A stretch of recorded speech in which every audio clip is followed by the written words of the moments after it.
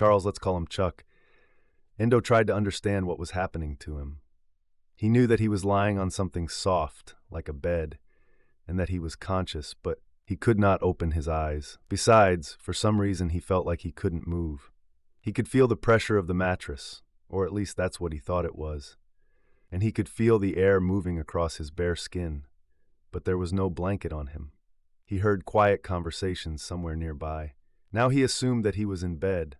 The warm body must be his wife, Bev Endo. He tried to smile, thinking how nice it had been to fall asleep next to her warm body, almost every night for the past almost 15 years. It was a real pleasure to fall asleep in her arms and wake up like that every morning.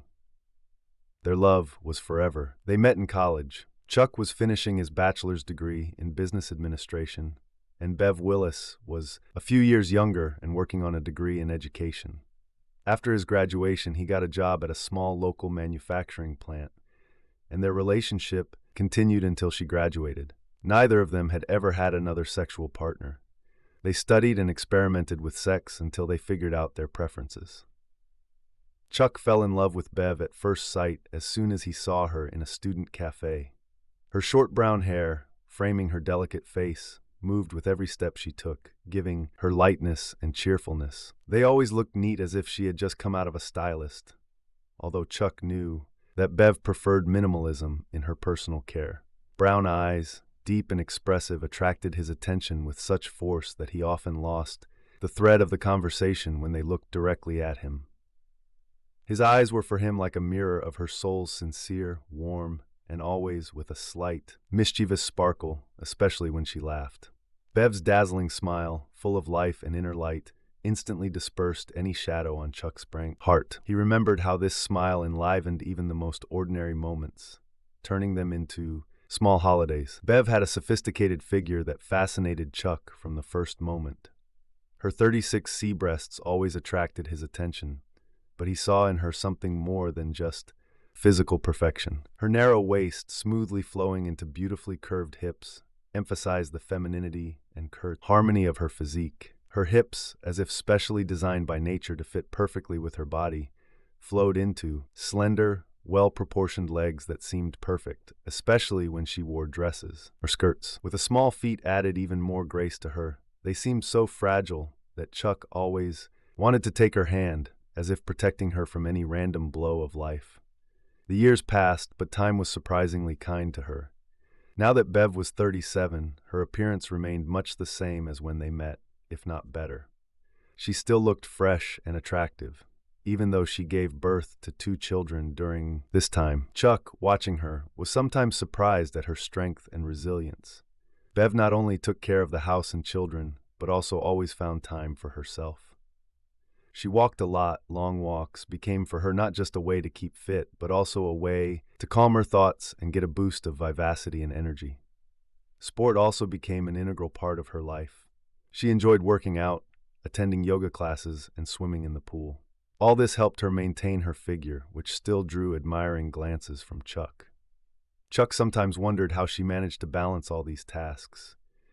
So definitely being a caring mother, keeping the house in order, and at the same time appearing as if time for her simply did not exist. Bev always amazed him with her determination and ability to take care of herself. Even on the busiest days, she found a moment to do exercises or walk in the park. These habits accumulated over the years not only preserved her external beauty, but also gave her inner confidence, which was certainly reflected in her appearance. Every time Chuck looked at his wife, he saw the same girl he fell in love with many years ago. Her youth and energy were timeless, and although their lives were filled with worries and responsibilities, he could not help but admire how, despite everything, she remained his Bev, the woman who once won his heart, with her warmth, and whom he admired every day of their life together. Chuck could never say the same thing about himself that he could say about Bev. Her figure and appearance remained virtually unchanged over the years, but he himself felt that time had left its mark on his body. Even in his youth, while studying at school, Chuck was never distinguished by his sporting achievements. He was a boy who always preferred books and music to football or basketball. In their large school district, only the strongest and fastest kids could get on sports teams, and Chuck didn't fit that criteria. His athletic skills remained average, and although he liked to encourage team spirit from the stands, his soul belonged to the stage. Instead of kicking a ball or running on the track, he sang in the school choir and enjoyed participating in theater productions, where he always found a way to express his emotions through art. After finishing his studies, his body began to gradually change.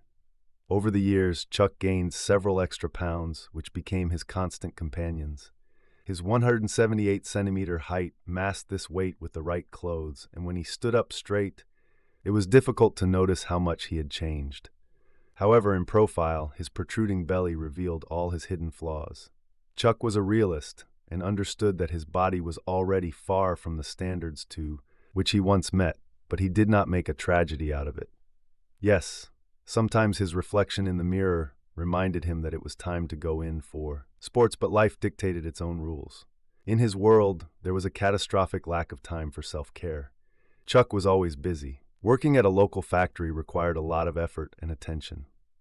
He needed to manage not only his work process, but also his time, which after work was often spent on family responsibilities. His days were planned down to the last minute, from early mornings when he had to take the children to school until late evenings when he had to help Bev with household chores or put the children to bed.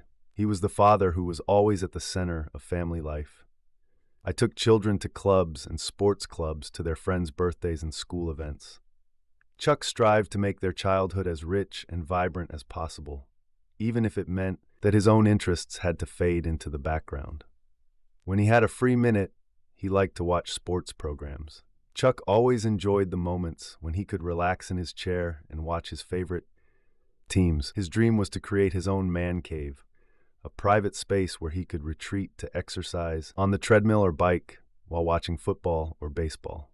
In his head, he already imagined what this room would look like. Walls decorated with posters of his favorite teams, a cozy chair in front of a large TV, where he could spend the evenings with a glass of beer in hand. But the reality was that there was neither time nor place to realize this dream yet. As he grew older, his brown hair thinned and silver streaks began to appear at his temples. He noticed his first gray hair a few years ago and took it with humor. Now they became constant companions, and although he never attached much importance to it, he sometimes thought about how quickly time flies. He joked with friends that his appearance was an example of the popular daddy body that became a real trend several years ago. Yes, his belly became more noticeable. His shoulders lost a little of their former athleticism, but his charisma and friendly character always compensated for any shortcomings. They have loved him for who he was, and this brought him inner peace. Their sex life was stable and harmonious despite all the worries and everyday worries. They made love a couple of times a week, finding in these intimate moments not only passion, but also a deep emotional connection. Every time they were alone, it was not just physical attraction, but a way to remind each other that they were still important to each other. Despite all the changes that the years brought, their relationship remained strong and filled with tenderness. Chuck knew that he was still the only one for Bev, just as she was the only one for, and although his body changed, his heart and soul remained faithful to the woman who once conquered him, and every year this love only became deeper. Bev always told him that she didn't want to try another man. Chuck was enough for her. Although in the early years they watched a lot of videos, and everyone knows that only big men star in videos. Chuck's thoughts were interrupted as he listened to the conversations again. Bev was talking to someone. He tried to open his eyes and turn his head, but he failed. What's happening to him? There seemed to be nothing in sight, and he was clearly not tied up. Even if that were the case, he should have at least turned his head a little. He couldn't even tell if he was moving a finger or a leg.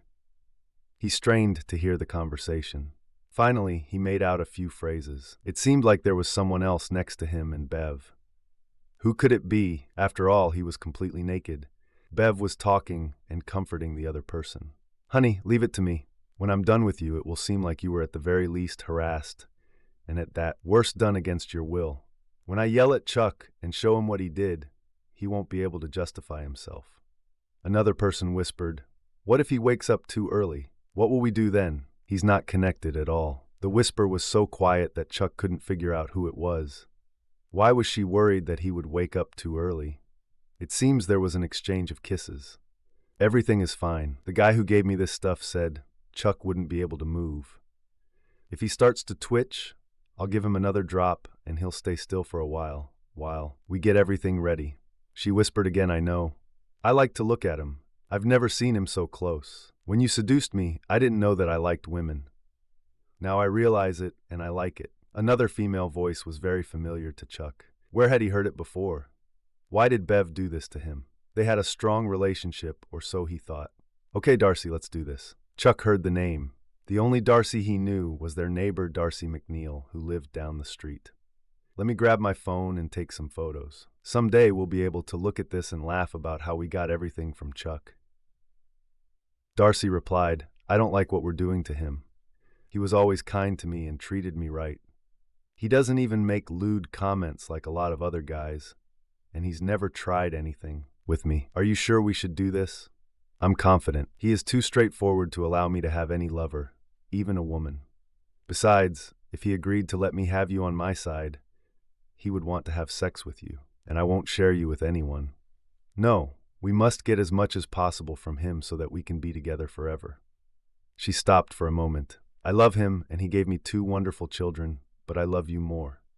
I can't risk losing you or the children, so he needs to understand that I will destroy him if I have to. He's just a pawn in this game, Rich, but still just a pawn.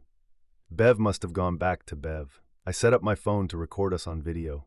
Chuck still couldn't open his eyes or do anything to stop at all. He had to just lie there and absorb what Bev was saying. He now knew that sometime in the recent past, Bev had seduced a lonely neighbor and fallen in love with her. She felt that he would not allow such a relationship, so she needed to make sure that he could not fight her. This setup was designed to keep him from fighting. She must have been planning this for a long time. He wanted to slap himself on the head. Of course, an invention. He had just finished negotiations with one of the big 3 automakers about a small device he had patented. This would make defrosters virtually obsolete. This small device prevented ice buildup and fog from fogging up your car windows and worked almost instantly. He remembered calling Bev after signing the contract and telling her to get ready for a big party at a fancy restaurant that they could never go to on his salary. He agreed on a couple of million in advance and then on such and such a car. His lawyer was negotiating with other manufacturers, including the Japanese, and millions more would soon be coming their way. Bev must be planning to take the lion's share, if not all, of the money and leave him out in the cold. How could she say she loved him and yet plan something so vile? If and when he is able to move again, he will have to make sure his lawyer doesn't sign any more contracts until his relationship with Bev is settled. She wasn't going to win. He'll have to plan some kind of retribution. Bev was now reassuring her new mistress. She quietly commented that she hated to do this, but it was necessary. Did she give them something too? Chuck wanted so badly to clench his fists and scream, but he still couldn't move a muscle or even make a sound. Darcy suddenly hit Chaka. Bev, he moved. I just felt it. He must be coming out of it. Oh God, what now? Do we need to hold him? Don't worry. The directions the guy gave me allowed for 1 additional serving of this stuff. Anything more than this dose may cause Chuck to stop breathing. I don't want to hurt him. I'm just trying to control him. There was some movement and a couple of sounds that Chuck had no idea what caused. Then he felt a small object near his lips. Maybe a pipette? He didn't know for sure, except that a single drop of liquid entered his mouth. He could not swallow, but the liquid must have been absorbed through the membranes in his mouth, because after a few minutes he became lethargic again. He was angry at his inability to move or defend himself in any way from his ex-wife. Once she was sure she had him immobilized again and that he was still breathing normally, Bev told Darcy to get ready as they had planned. Chuck tried to figure out what she could do now to humiliate him or use him to control his actions later. He received a response within a few minutes. Bev explained to Darcy what she was doing. Darcy tried to stand up for the mute and paralyzed Chuck. Is it wrong to do this? I wouldn't want someone to do this to me without my consent. And I'm sure you wouldn't want someone to do this to you when you can't stop him. It's not like loving Chuck, is it? Bev apparently shrugged. I love him, but he's such a bore. We watched the video, but he doesn't want to experiment anymore. There are so many things I want to try and experience. I want you and I still want him, but I need to shake it up. Perhaps with all this incriminating evidence, he will finally allow us to expand his horizons. His vision gradually cleared, and he looked at his bedmate. Darcy was a very attractive girl, but a bad actress. Instead of playing the role of the monster's victim, she looked sad and sympathetic. It was obvious that she didn't approve of what Bev did to Chuck, but she was young, in love, and dutifully followed Bev. Chuck tried to speak, but his vocal cords had not yet fully recovered. He only managed to whisper quietly, "I'm sorry you got caught up in this." He could barely hear his own voice and hoped that Darcy understood him. But it didn't matter because she suddenly screamed, demanding to be untied. Bev immediately heard the front door slam downstairs and someone quickly ascending the stairs to the bedroom. It was Bev, already fully dressed, including her coat. "What's going on here? What have you done, Charles Endo? You told me that you felt bad in the restaurant. You left, and I come home and find you like this. What have you done to this poor girl? Did you do this against her will, you bastard?" She didn't stop talking, not giving Chuck a chance to respond. He decided that he wouldn't say anything, and that he should just leave the house as quickly as possible while his muscles were still weak. Bev ignored him for a moment and began untying Darcy. "Oh God, Charles, how could you tie this girl up and do such vile things to her? Look at these tracks and these traces. What are they?" Bev pointed to the tracks on Darcy. Darcy still looked at Chuck with sympathy, clearly disagreeing with her lover's actions. But being in love, she obeyed Bev without objection. Chuck slowly tried to sit on the edge of the bed. He hoped that when he turned his back to both women, they wouldn't try to attack him. He was still too weak to defend himself. His body seemed motionless to him, and he had difficulty performing the simplest movements. He was finally able to sit up, putting his feet on the floor. Bev was still reassuring her mistress, and continued her stream of accusations against Chuck, calling him by his full name, Charles, instead of the usual Chuck. He guessed that she had used his full name to make him feel even more humiliated, but at this moment he didn't care. The main thing was to get out of here. Chuck finally realized that Bev had probably put some substance in his drink after they ate at the restaurant. This substance would not only weaken him, but also render him completely helpless, so that she could take him home, undress him, and put him to bed before dragging Darcy into this. He couldn't think of any other way she could handle his massive body, unless she had someone to help her, like some muscle guy. But that was a question for another time. The most important thing now is how could she do this if she claimed to love him? Thoughts of children flashed through his head. Jeff was 10 years old, and John was 8. They usually slept very lightly and woke up easily. Chuck was sure that the children were in the house. But why didn't they wake up from the noise that Bev was now making? Did she really mix something up with them too? Chuck tried to get up, but his legs still wouldn't obey him, and he sank heavily onto the bed again. He managed to avoid falling, however, and was glad that he didn't push any of the women to the floor. He could say with confidence that he had not touched them even once during this entire terrible evening. Jeff didn't even seem to look at him as he struggled to get up. She continued her sarcastic comments about what a monster he was, all the while consoling Darcy. Obviously, she wanted to convince Darcy that Chuck was a real monster, and she took every opportunity to do so. Chuck tried to get up again, and this time he succeeded. He pulled on a t-shirt and underwear. His muscles were still weak, but he felt that his coordination was gradually returning. He remained silent, deciding that this was the best option for him now. Then he found his trousers, the ones he had worn before. Luckily, they contained his wallet and keys. Chuck decided not to wear socks and wore his moccasins without them. When he turned sharply, he found the lovers hugging each other. Bev blushed, but didn't give up on her plan. "I should call the police, but Darcy doesn't want publicity. I suggest you leave here. I'll call you and tell you when we can talk. Tomorrow, I will meet with a divorce lawyer, at least." Chuck turned to leave, but Bev shouted after him, "Stop. Don't you want to explain yourself? Don't you have anything to say about what happened last night? You won't even try to justify yourself?" Chuck guessed that Bev was hoping for his reaction. She had clearly prepared a speech to destroy him, with responses to his attempts to defend, but he just looked at her, shook his head, and headed towards the exit. When he reached the door, she started talking again, without stopping. "I can't believe I loved you for so many years. How could you do this to a girl? I'm not sure if I can trust you around our children anymore. Who knows what you can teach them, or what you can entice them into? How many other girls did he take without their consent?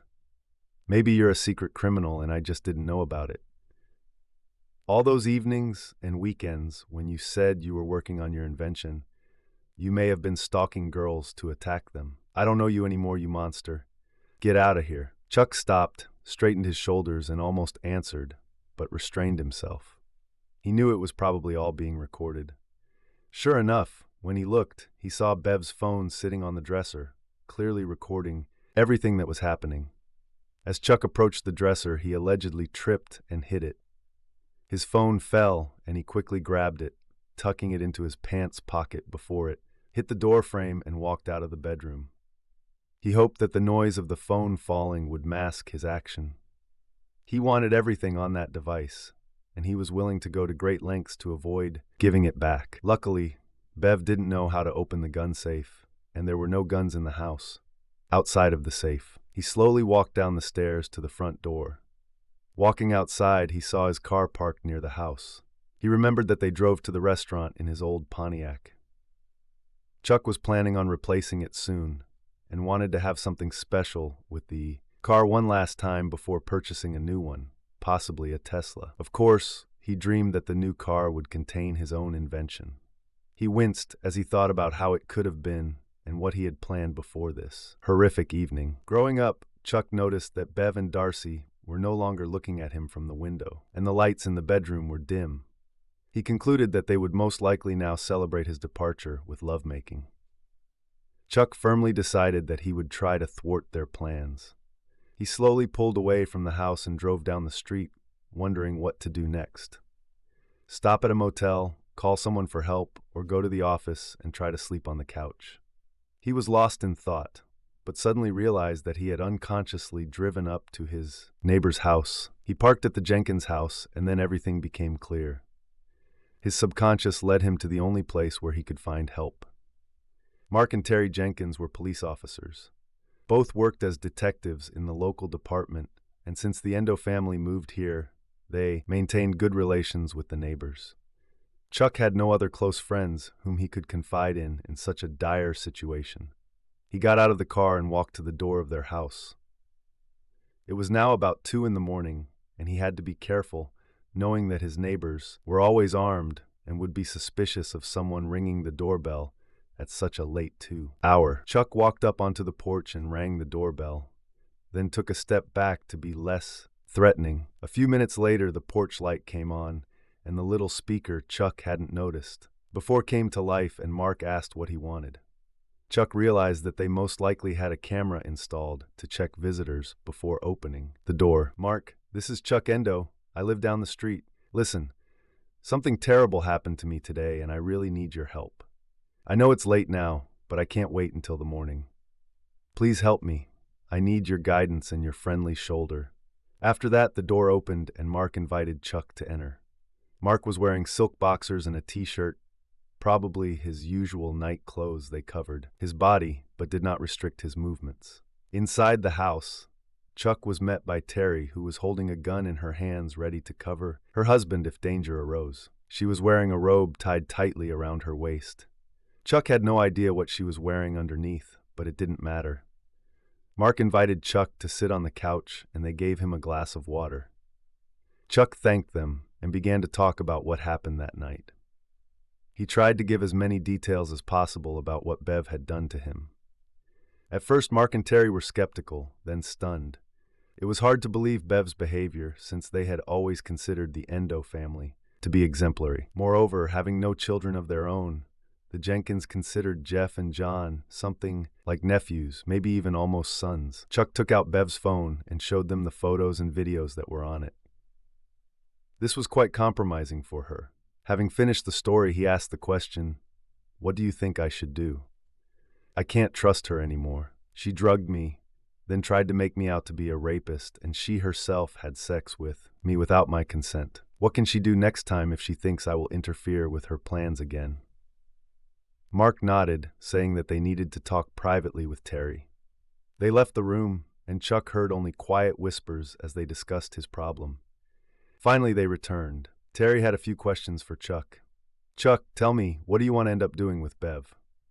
Do you want to start an official investigation and take the case to court? Are you ready for this to become the object of attention from the press and public? Your children will suffer the most if you go down this path." Chuck shook his head. "I don't know exactly what I want, other than for her not to benefit from this, and for me not to be made out to be a rapist. She threatened to go to the police, but I don't think she really needs it. I'm sure she wants to control me through blackmail."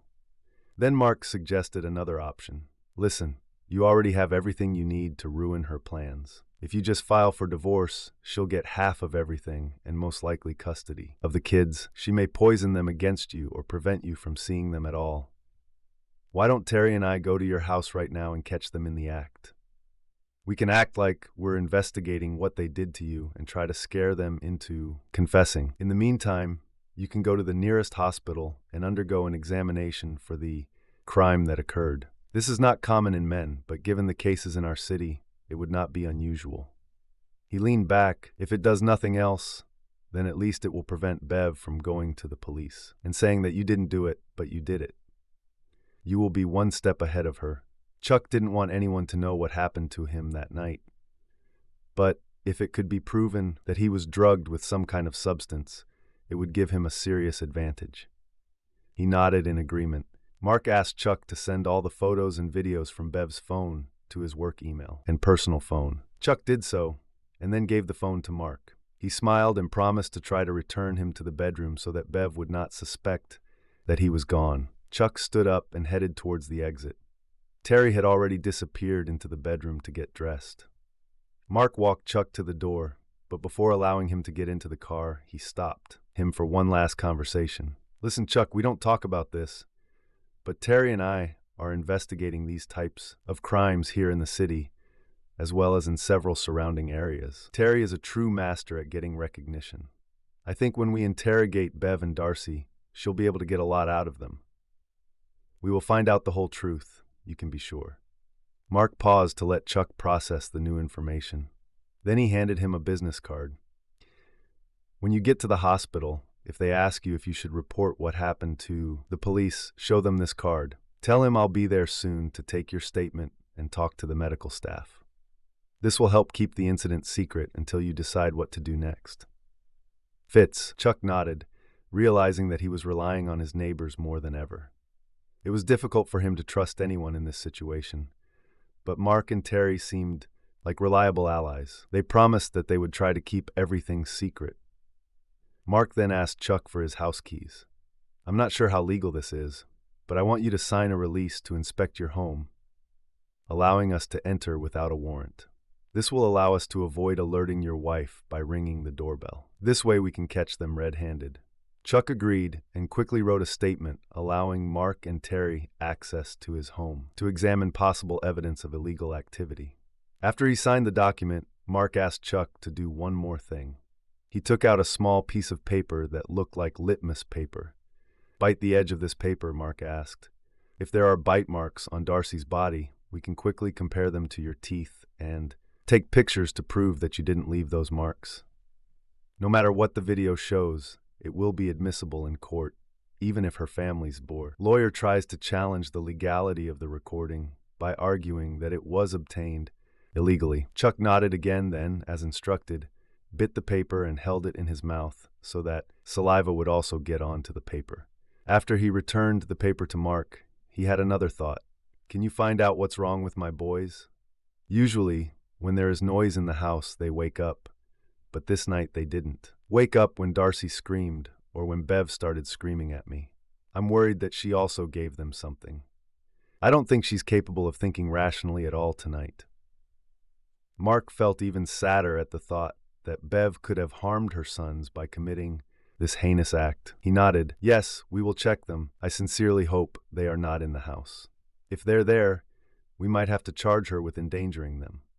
Being a crime in front of your children is not only bad, but it can give you leverage in the event of a divorce and custody battle. He walked Chuck to the car. Are you able to drive safely? Chuck nodded again. Okay, then go to the nearest hospital before the substances leave your system. Call me when you can. We may have to bring the boys in for analysis too. Chuck was even more depressed about the failure of his relationship with Bev. Earlier in the evening, he was on top of the world. His invention was destined to change the automobile industry, and he would have time to do everything he wanted with his family. And now, he didn't even know if he had a family. At the hospital, he had difficulty checking in because the receptionist was reluctant to list possible crime as the reason for his visit. Eventually, Chuck threatened to call Mark to come and sort it out. Luckily, the night was quiet, and he was soon called to see the nurse. At first, she didn't believe his words until he said that the police were already involved, searching his house and questioning his wife and her friend at the moment. Then the nurse went to get the doctor.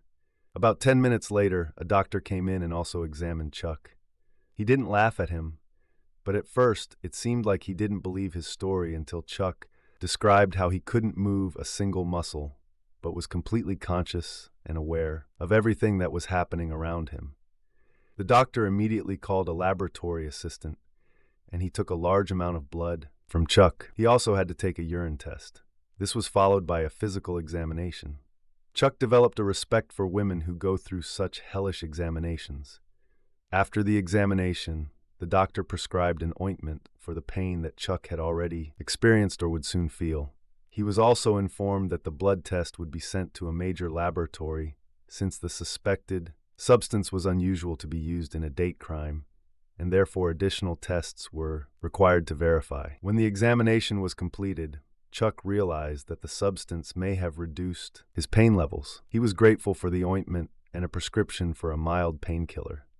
In parting, she remarked that she hoped that this incident would not make him suspect all women of such terrible acts. Just as he was about to be discharged, Mark and Terry arrived at the hospital. They asked permission to use the consulting room to free up an office for the staff, and they showed Chuck into a cozy room with soft chairs. Mark began the conversation by informing Chuck that his boys were not in the house. It turned out that Bev asked Darcy to take the boys to Bev's parents after they went to a restaurant. She told Darcy that she didn't want the boys to see what she was going to do to their father. Chuck snorted. Well, at least she thought and cared about someone.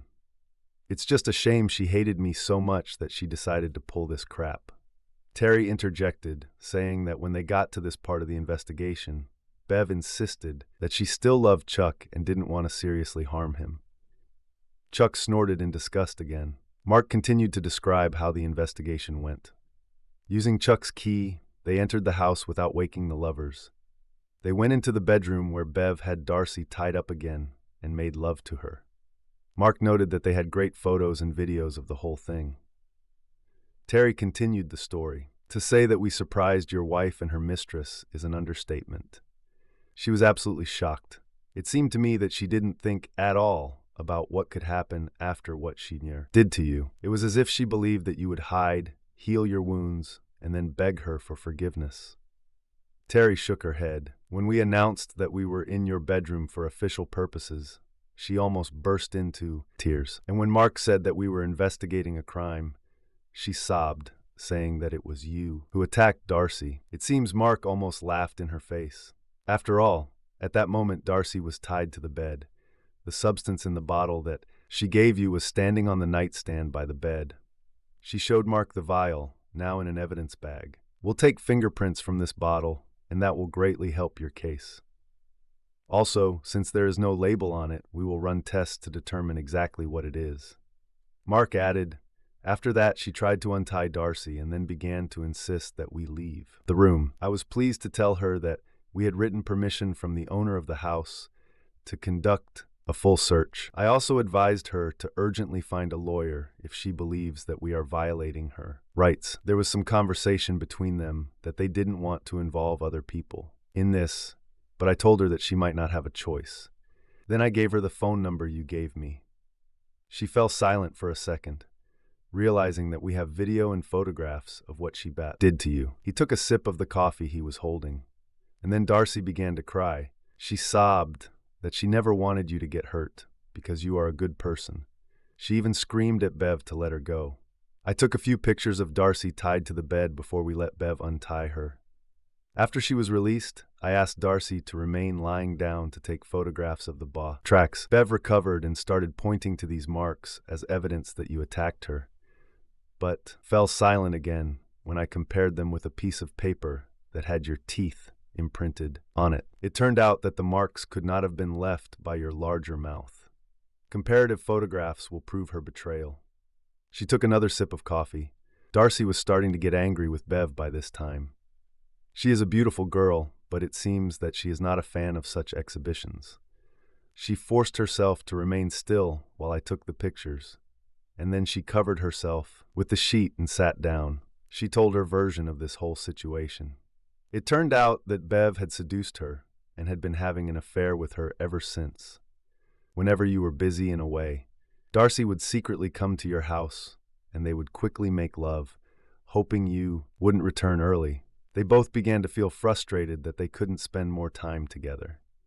Bev really wanted Darcy to spend the night with her, so they could make love for real, as they called it. Chuck nodded, understanding. I didn't notice anything. Bev and I hadn't made love that much lately, but with these negotiations over my patent, I was constantly tired and at the same time too nervous to think about sex. She still seemed just as loving to me. It seems I'm too naive and she's too good an actress for me to suspect anything. Mark took up his thought. Bev said something about your invention. It seems that this was the catalyst for this whole scandal. What is it? Chuck talked about his invention and how it could revolutionize the automobile industry. He also named the amount that was discussed during negotiations about his invention. Mark and Terry were impressed. Chuck ended his explanation with a categorical statement. I was ready to give her everything she wanted until tonight, and now I will spend any money so that she is punished for what she did to me. When Mark and Terry seemed to want to ask what he was planning, Chuck raised his hand. Being illegal or physical, but I won't let her profit from any of this. She'll be living on the streets before she ever sees a dime. My lawyer is a professional. That's why I chose him. Mark nodded and continued. It seems like Bev is so infatuated with Darcy and wants Darcy to be completely devoted to her that she planned this whole thing to get you to give her the lion's share of the money. She directly said that she does not want to divorce you. She just wants to control you.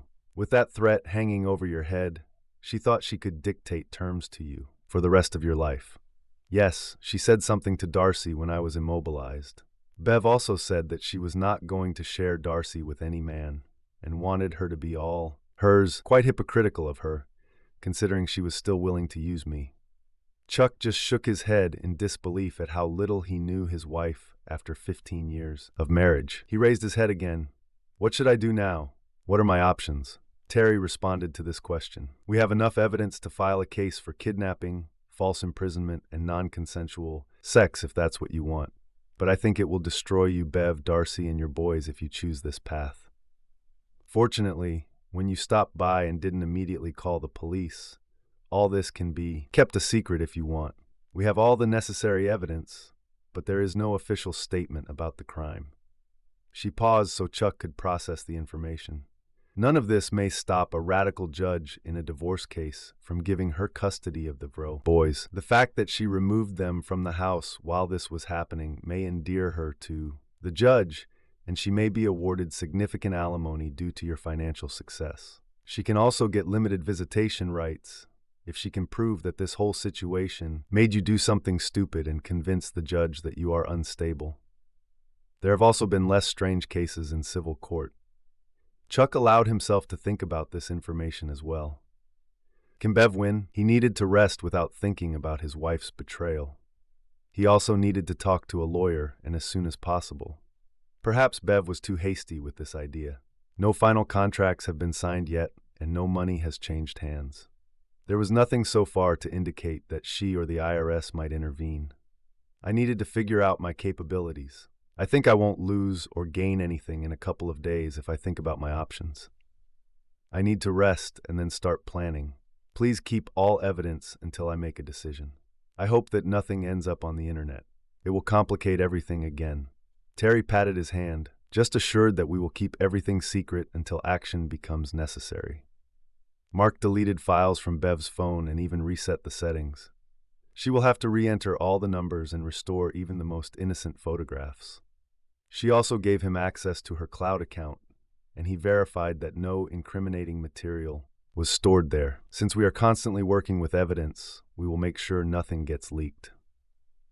Even the results of your visit to the hospital will remain confidential. Consider paying cash for this visit so the insurance company doesn't find out." Chuck agreed, then stood up. "I need to get ready. Thank you for everything you did for me tonight. I may have to make a donation to your pension fund on your behalf. Someone has to get some benefit out of this whole mess." Of course, both Mark and Terry said the standard phrases about how they were just doing their jobs, but in their hearts they were glad that they were able to help their neighbor.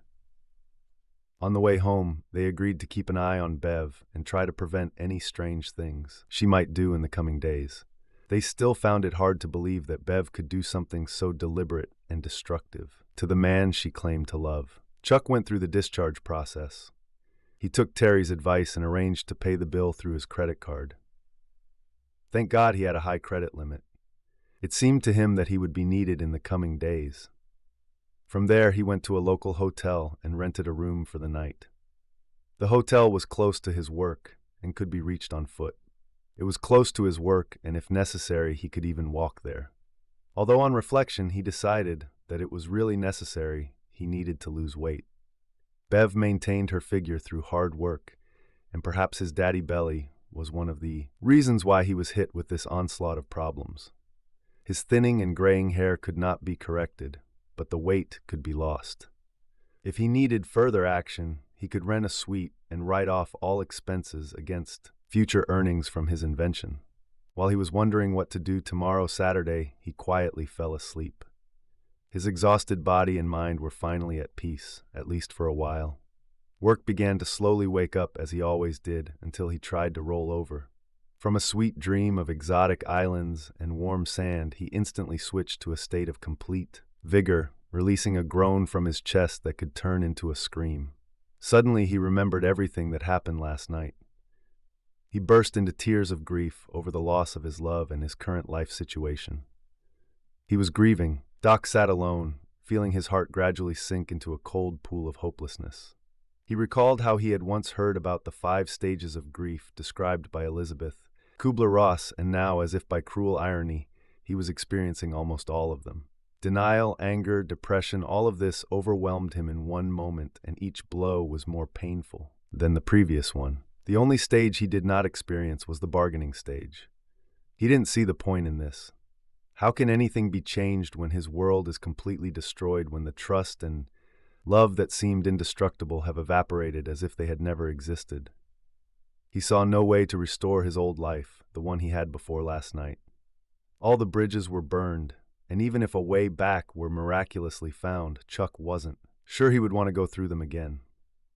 The one person he trusted most in the world had betrayed him in the most horrific way.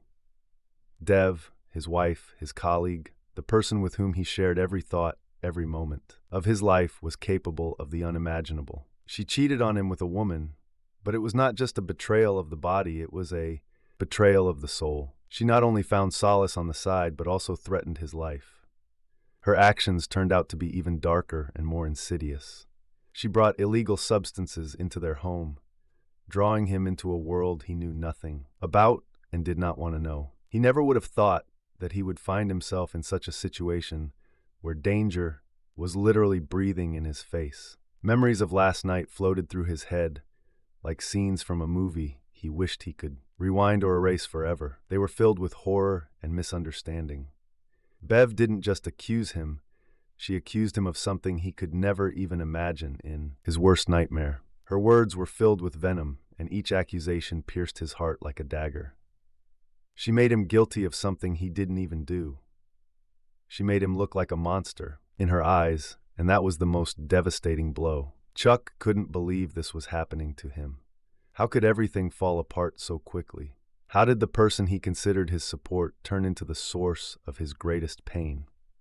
Now he was completely alone, and this loneliness weighed on him as never before. There was no longer anyone in his life he could turn to for comfort or advice. His parents, who were once his guiding stars, passed away several years ago, leaving behind only emptiness and memories. His father, with whom Chuck had always had a close relationship, died about 5 years ago after a long and painful battle with pancreatic cancer. Chuck remembered how his father gradually faded away, and they spent long hours together, discussing everything except the disease, as if it helped to stay afloat in the ocean of inevitability. His father was an example of perseverance and courage for him, and his loss left a deep wound in Chuck's soul. But even more painful was the loss of his mother, who passed away just a year ago. Her death, like her father's, was caused by cancer, this time ovarian cancer. Chuck's mother had always been a quiet but wise woman, and when she was told the diagnosis, she greeted it with surprising calm. Chuck thought for a long time about why she wasn't scared, didn't panic, but on the contrary, she seemed almost happy. Now he suspected that she was already tired of life without a father, that the loss of her husband was too heavy a blow for her, and she perceived her illness as a kind of liberation. Her calmness in the face of death frightened him, but also inspired him. She met her end with dignity, and Chuck always hoped that one day he could find the same inner strength. Until recently, he thought his bond with Bev would be as strong as his parents'. He imagined their long life together, full of love and respect, despite all the difficulties. He hoped that, like their parents, but now this hope seemed naive and distant to him. The world he had built with Bev had shattered in an instant, and he didn't know how to cope. Chuck sat lost in thought, thinking over every detail of what had happened. Grief and loneliness weighed heavily on him, leaving only emptiness. He felt like every minute his faith in the possibility of recovery was going further and further, like a ship sinking in a stormy sea. In the end, he had nothing left. He was exhausted, dehydrated from the experience and from the morning tears, and he desperately needed some strength. He barely managed to crawl to the bathroom to turn on the shower. He didn't need to urinate or defecate, he just felt empty. The shower helped a little. He finally felt cleansed of the humiliation he had suffered from his wife, her mistress, and during the hospital visit. He dressed in the only clothes he had and went to a local cafe to have breakfast. On the way, he stopped at a store and bought a burner phone, since he left it at home the night before. It was probably for the best that Bev wouldn't be able to contact him. He had planned to hand in his resignation on Monday, but now decided he needed to maintain a semblance of normalcy and continue going to work, while he and his lawyer, Thomas Wilkes, looked for a way to keep Bev out of any money. He used the new phone to call his boss and warn him that he and Bev were having problems, and that he needed Bev to be kept away from him at work. Chuck's boss was himself severely wronged by the court during his divorce, and readily agreed to keep Bev in the dark. He suggested that the secretary tell Bev that Chuck was out of town and would be unavailable for the near future. Chuck agreed gratefully and hung up. While Chuck was eating pancakes and sausage, he called Thomas Wilkes. As expected, the lawyer did not answer the call from the unknown number, but Chuck left a message asking that all contract negotiations be postponed for a while. Thomas called him back immediately. They agreed to meet at Chuck's hotel in a few hours. Chuck used this time to buy new clothes, as his best suit was already starting to look shabby. With his new clothes on, Chuck rented a small conference room to meet with his lawyer. When they met, Chuck offered Thomas coffee and began talking about the events of the previous night. Gradually, his voice became more confident, and he again turned into the confident person who had so impressed Thomas. Although Thomas could hardly believe what he was hearing, he knew Bev and had dinner with Chuck and his wife while they were making a deal that would soon bring in big money. His commission of 10% against the backdrop of expenses promised him an impressive sum. He asked Chuck questions regarding what had happened, and his analytical mind had already begun working on possible solutions. When he asked what Chuck wanted, and Chuck repeated his statement with a dark, almost angry look on his face that he wanted Bev on the street before she got a dime, Thomas nodded in agreement. He reminded the client that he could not condone or ignore any illegal actions, and Chuck also agreed. In my darkest thoughts, I imagine how I will take revenge on her with the same thing that she did to me. But I understand that this will only anger her even more, and I will lose everything again." Thomas chuckled slightly. "But such fantasies are damn tempting, aren't they?" Chuck agreed. They then began to discuss the matter. What can you do to keep Bev away from the money? After much discussion and several cups of coffee, they came up with a plan.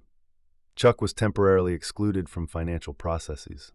Several important events were about to happen on Monday that would leave Bev confused and in the dark. Thomas Wilkes was a really good lawyer. Chuck asked Mark to send some photos and videos to Thomas's phone. Tom needed evidence to trigger some elements of the plan. Chuck trusted his lawyer to keep the incriminating material safe. Thomas himself, although he took Chuck at his word regarding Bev's actions, was finally convinced of her guilt after watching the video. He assured Chuck that he would contact him on Monday. It was about noon, and Chuck headed to another cafe for lunch. There, he decided that his new resolution to lose weight would not work if he continued to eat out. Therefore, he began to think about renting an apartment for the near future. He took the newspaper and began looking through advertisements for housing rentals. He found several apartments located close to work where he could stay, and so that the boys could come to visit him. Chuck sat in silence for a long time, thinking about his life. But at some point, he realized that he could no longer remain in this vicious circle of loneliness and pain. He needed to get out. He needed to get back to something real, something that gave meaning to his life. He decided to go to Bev's parents. Inside, he felt mixed emotions, partly awkwardness at having to look them in the eyes after everything that had happened, but also a desire to see his sons, Jeff and John. He knew that the boys often spent weekends with their grandparents, and at these moments, they were happy. Chuck arrived at the house around 2 o'clock in the afternoon.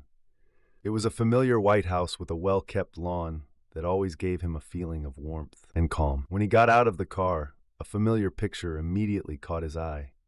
The boys were playing in the yard with their grandfather, William. It was their favorite ritual every time they came here.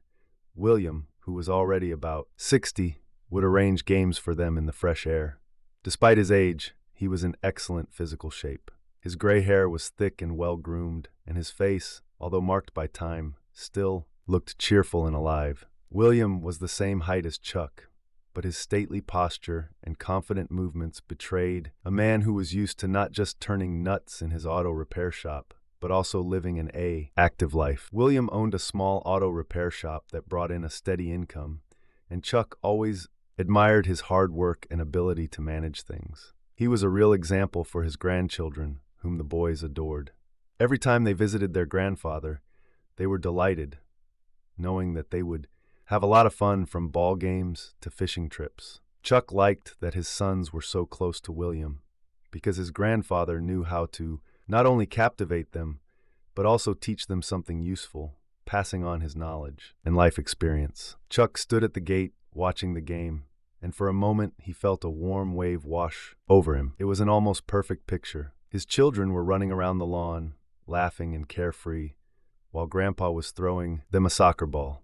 Jeff and John were immersed in the game, trying to get around their grandfather, who rushed towards them with a smile, blocking the path to the imaginary goal.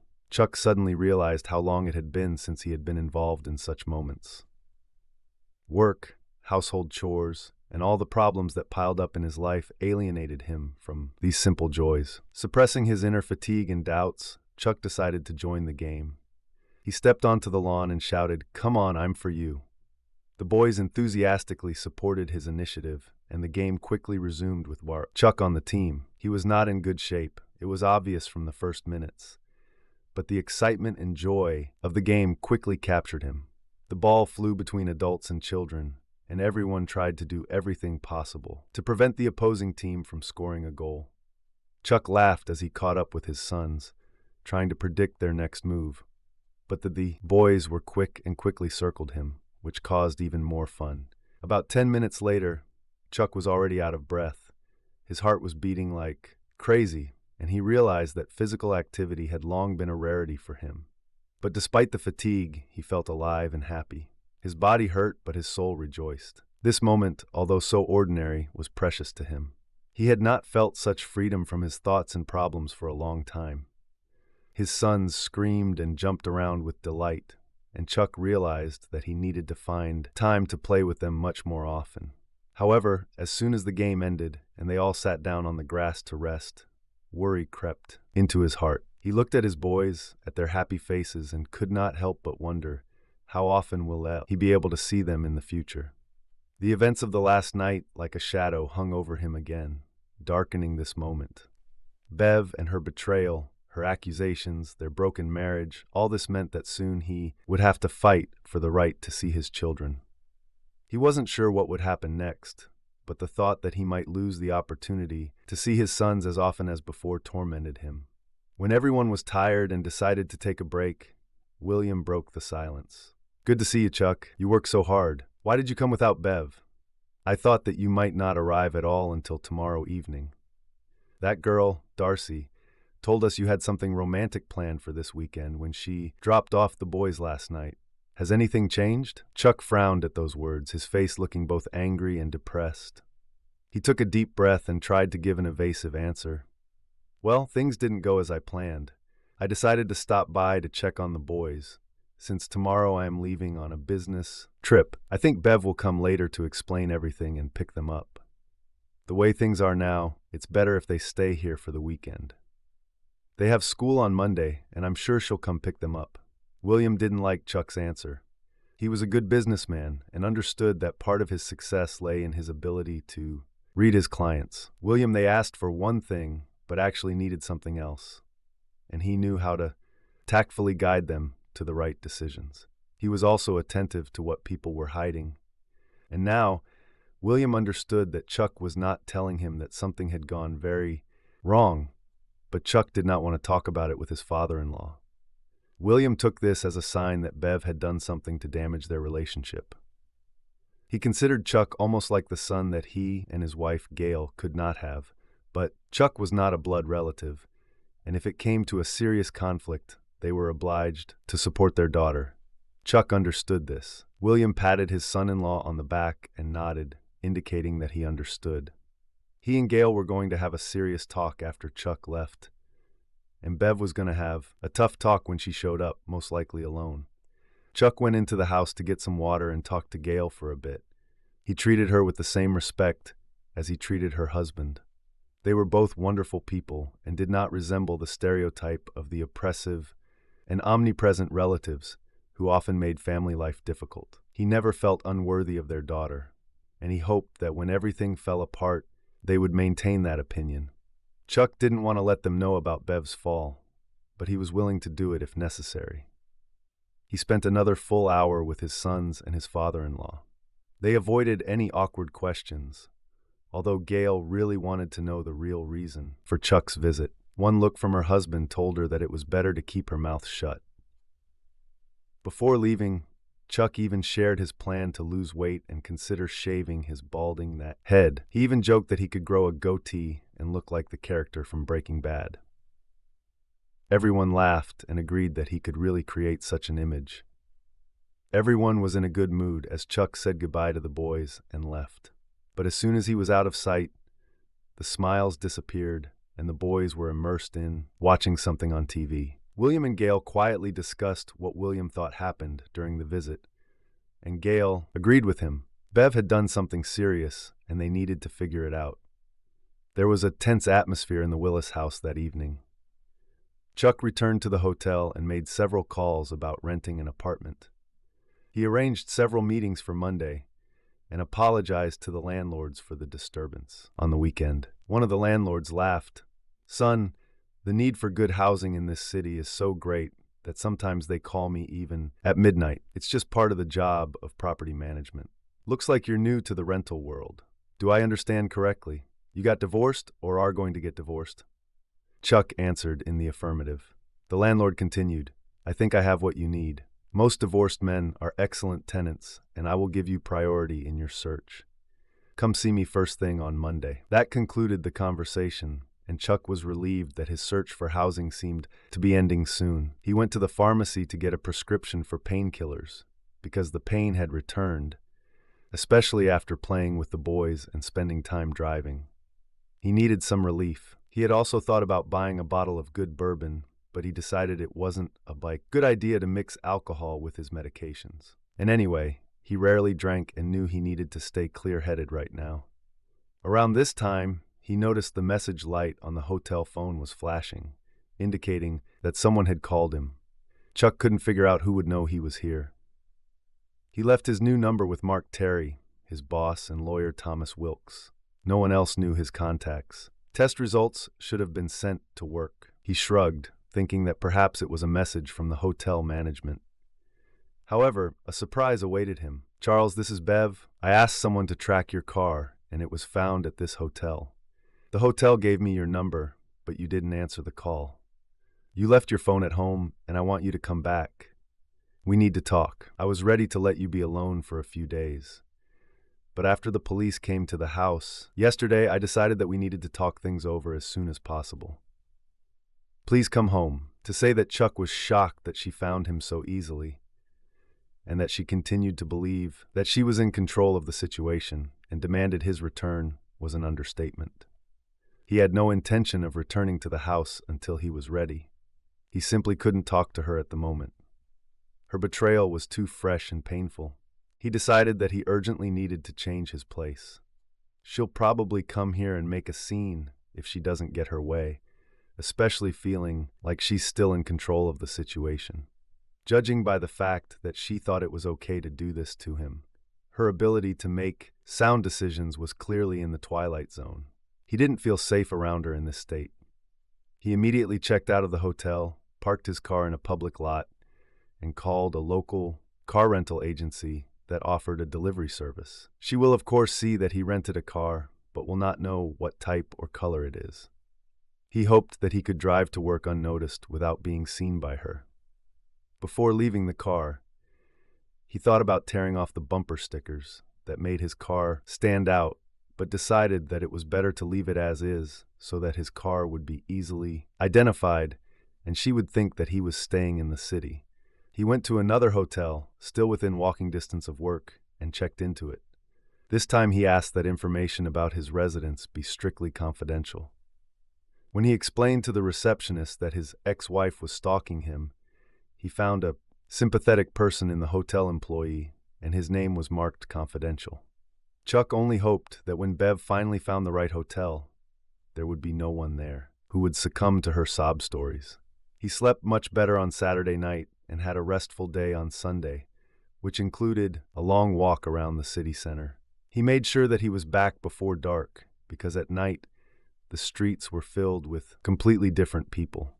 On Sunday, he started researching local gyms and personal trainers. Chuck was determined to lose weight and get in shape, if only to keep up with Jeff and more John when he had the opportunity to spend time with them.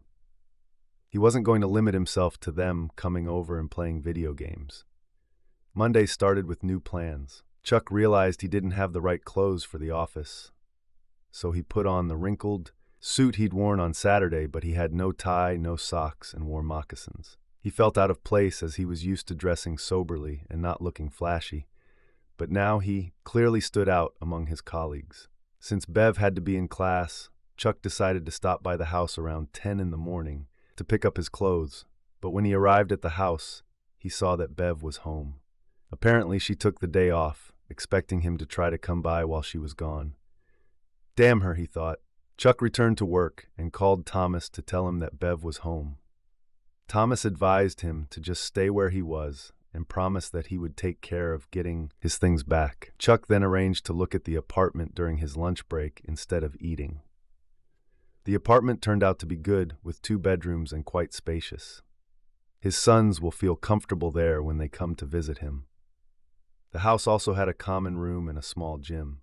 The only thing missing was a swimming pool, but the building was high-rise and he had not expected such luxury. Chuck paid the first and last month's rent and arranged to move in the following weekend. Thomas called him back around 4:30 and suggested meeting him at Chuck's hotel. Chuck informed him of his move and explained why he changed hotels.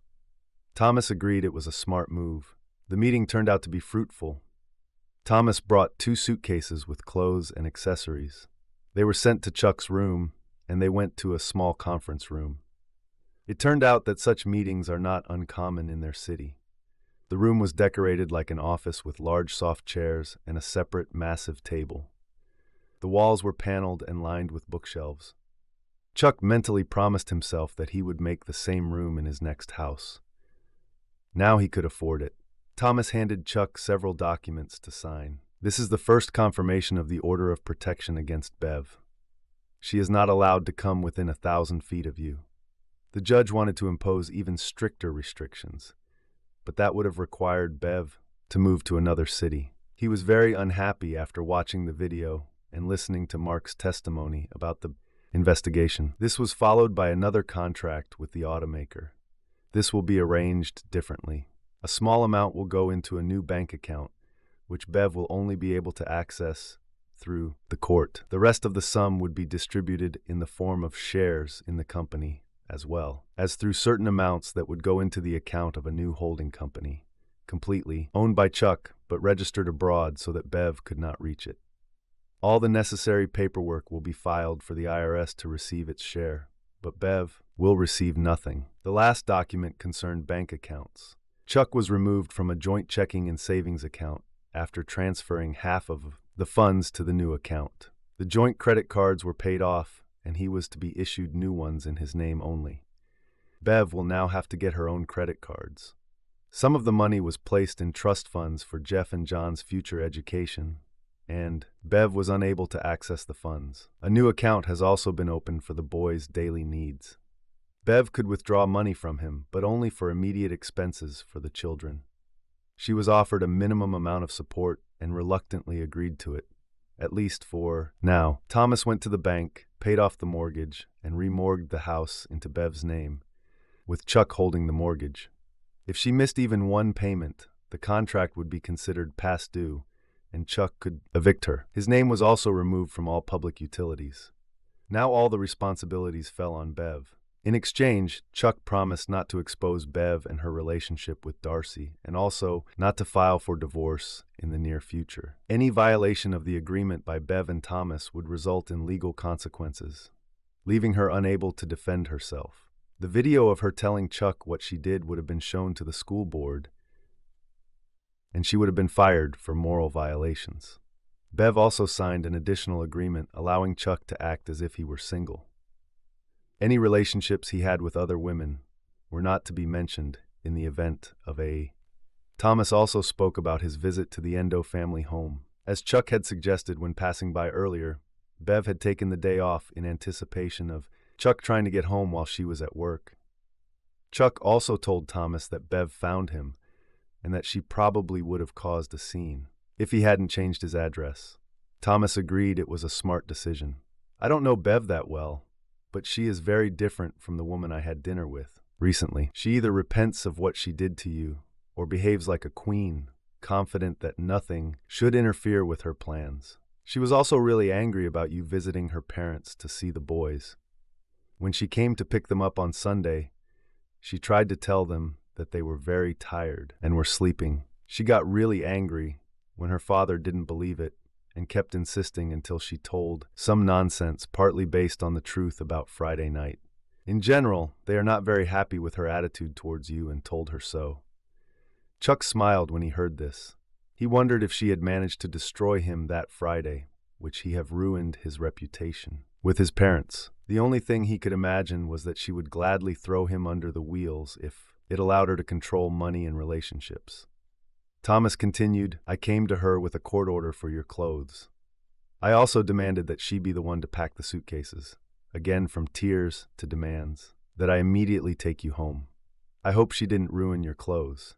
She also included your toiletries and even your tablet. I'd check to make sure your location service is turned off in case it's tracking where you are. Chuck agreed with the latter. She didn't want any confrontation just yet. There was still a lot of time for this. He also hadn't fully thought through his plans for Bev. He couldn't imagine how he could live with her again. He couldn't trust her. She might decide to drug him again, and this time the consequences might be irreversible. She could also try to persuade him to allow her to continue her relationship with Darcy, and would probably try to limit him to occasional visits while she could do whatever she pleases. Thomas and Chuck finished their business. Everything seemed in order, and most importantly, the money from the invention was out of Bev's reach. Chuck thought about staying married, but living separately, so that Bev would not have legal grounds to demand money from him. Only a divorce decision could force him to pay.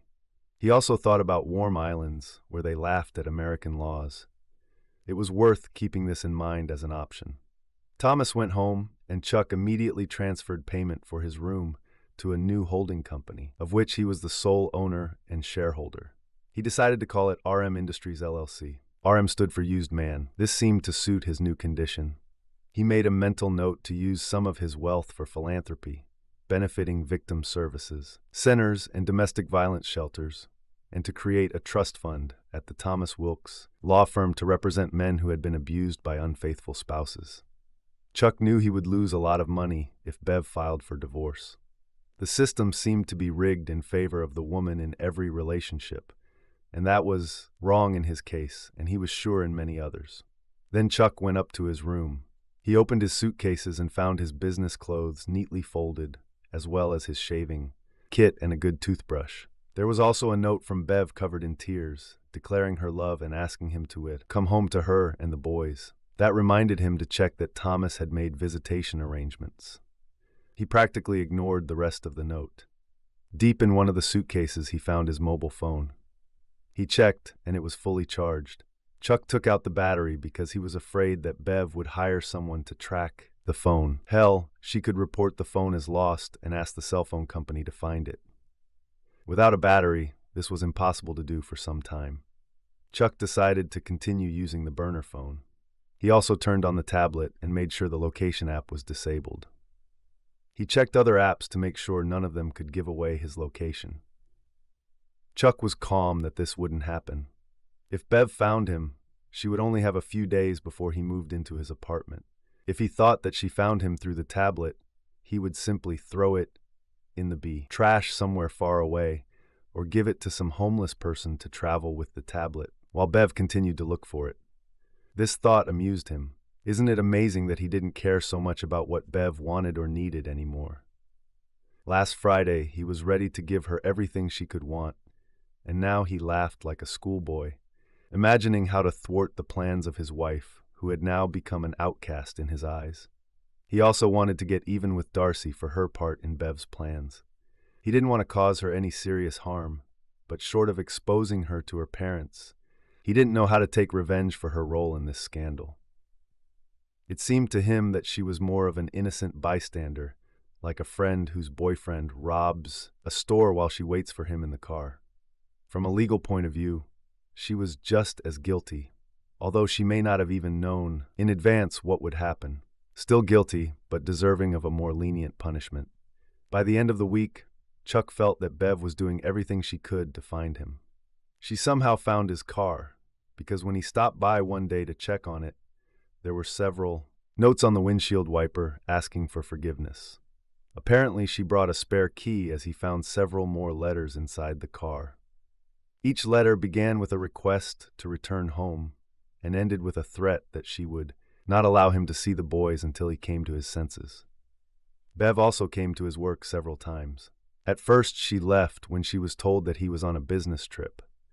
By the end of the week, she had to be escorted out by security and warned about disturbing the peace when she realized that his job had not previously required travel. Thomas made arrangements to visit the boys. Bev was supposed to drop them off at her parents' place on Wednesdays and every other weekend, but she wasn't supposed to be present when Chuck picked them up. Otherwise, it would be a violation of the protective order. At first, Chuck was afraid that she would be happy to violate this order since she had already appeared at his work, but after the first visit, he felt relieved. The time was agreed upon with Thomas. Bev had to bring the boys to her parents before 4:30 p.m. This gave her time to finish her schoolwork, pick them up from school, and take them to her parents with only a few minutes to spare. Chuck could pick them up any time after that and return them before 9 p.m. This allowed her parents to spend at least an hour with the boys before Chuck arrived. Bev was also able to stay with her parents for a short time before he arrived. Chuck missed the first visit because he was officially on a business trip. He didn't let her know about it in advance. Her parents spent the entire evening with the boys and told Bev that Chuck was away. They also wanted to know what was going on. They later told Chuck that at first Bev had tried to make it sound like a minor argument, which Chuck had greatly exaggerated, but she had eventually revealed a few extra details that she had withheld on Sunday when she picked up the boys after a terrible Friday night. They quickly and correctly came to the conclusion that Bev was cheating. They just assumed it was with a man. Bev's lies became increasingly complicated as she tried to place all the blame on Chuck. On Friday night, Bev dropped the boys off at her parents' house as agreed, then drove the car around the corner so Chuck wouldn't see it, and returned to her parents' house, hiding in one of the back rooms. Gail helped her with this. She believed her daughter when she said she just wanted to talk to Chuck for a while. William was not at home. He was late at work, so he could not stop his wife from interfering in their daughter's affairs. Chuck arrived around 5:30 p.m. The boys were playing outside again, and he joined them. The first thing they did was pounce on their father and start tickling him until he fell to the ground. They wrestled and rolled on the ground, laughing loudly. What Chuck missed most was playing with his sons. They grew so fast, he noticed that even in the week that he had not seen them, they seemed to grow older, although they still played like children. He sincerely hoped that the changes in them were not related to their mother's behavior. After playing for a while, all three of them lay on the ground, laughing and having fun. Finally, they stood up, and Chuck began to brush the grass off himself and the boys. They then entered the house, and Chuck greeted his mother-in-law. He was alarmed by her behavior. If he didn't know better, he would have thought Gail was hiding something. Unfortunately, he was right. After a few minutes of talking with Gail, her nervousness increased, and Chuck suddenly realized why when Bev came out of the bedroom. The boys did not notice anything unusual, except for the question of whether Dad would return home with them. This question was ignored. Bev immediately began to appeal to Chuck's feelings through their children. "When are you going to stop sulking and come home? Your boys miss you and ask you every day where you are. I miss you too, and I need you to be home." Chuck turned to his mother-in-law. "I'll give you a discount in this case for your ignorance. I assume you are not aware that there is a protective order. Because of what your sweet and innocent daughter did to me last Friday, I have a court order prohibiting her from being within 300 meters of me at any time. Now I can call the police and you will both be arrested and sent to prison." Gail turned to Bev. "What is he talking about?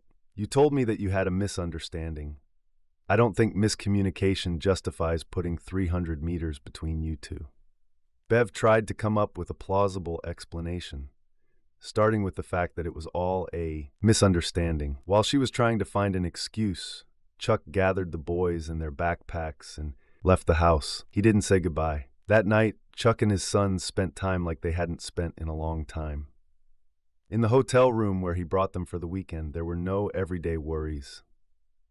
No conversations about household chores, only fun and childish joy. The boys were delighted to be in a new, unusual place with their father, and the anticipation of something special was in the air from the very beginning. They decided to make this evening unforgettable. They ordered pizza, chose their favorite toppings, and while they waited for delivery, Chuck allowed them to call room service a rare luxury that they almost never enjoyed at home. When the pizza finally arrived, they settled on their beds with large boxes in front of them, and the room was filled with the smell of warm cheese, tomatoes, and aromatic spices. The boys ate with pleasure, throwing pieces of pizza into themselves, not caring that the dough and sauce were dripping on the bed. Chuck looked at them and felt an inner warmth, despite all the difficulties, despite the pain and uncertainty. These moments reminded him that there are things worth living for. After eating, they started playing video games. John and Jeff enthusiastically immersed themselves in digital worlds, fighting monsters and competing with each other to see who could reach the finals first. Chuck joined them, and for a while his thoughts were completely freed from the weight of recent events. Together they laughed and rejoiced at their victories, as if there were no problems around them. At such moments, he felt his heart fill with gratitude that he had these children. Their presence was an anchor in the storm for him. When the games came to an end, a pleasant silence reigned in the room.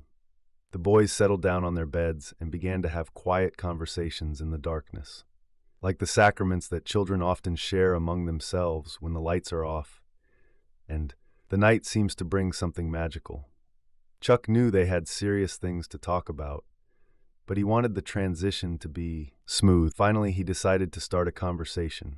He gently explained to them that there was a serious disagreement between him and their mother. He couldn't fully explain all the details, especially since John was too young to understand the complexity of the situation, but he tried to be honest. Chuck assured them that this conflict had nothing to do with them. He repeated that they were still loved by both parents. They shouldn't feel guilty or worried, because no matter how things go between him and Bev, the kids will always come first. "Mom and I live in different houses now," he said, "but that doesn't mean there's anything wrong with you. We love you, and you will never be alone. You will always have our support, love, and your grandparents will always be there if you need anything or if you have questions." He understood that Jeff, the eldest of the brothers, would take this information more seriously. The boy was old enough to feel the depth of what was happening, but fortunately, he had not yet fully realized all the consequences. John, the youngest, although he listened attentively, could not understand the whole point. He was interested in only one thing: why Dad was not always at home as he was before. Chuck tried not to go into detail so as not to traumatize the children, but it was important to him that they knew that his love for them remained unchanged despite everything. When the conversation ended, the boys seemed relieved, although Chuck knew they probably still had questions in their hearts. He put them to bed, kissing each on the forehead, and after twisting around a little, fell asleep himself, despite the heavy thoughts that had not left him in recent days. In the morning, when he woke up, he felt the warm, small bodies of his sons pressed against him on both sides. Jeff and John held his arms tightly, as if they were afraid he might disappear while they slept. These two little tomboys, whom he loved so much, were lying in bed with him, holding him as tightly as they could. Their calm faces, relaxed in a child's sleep, calmed Chuck a little.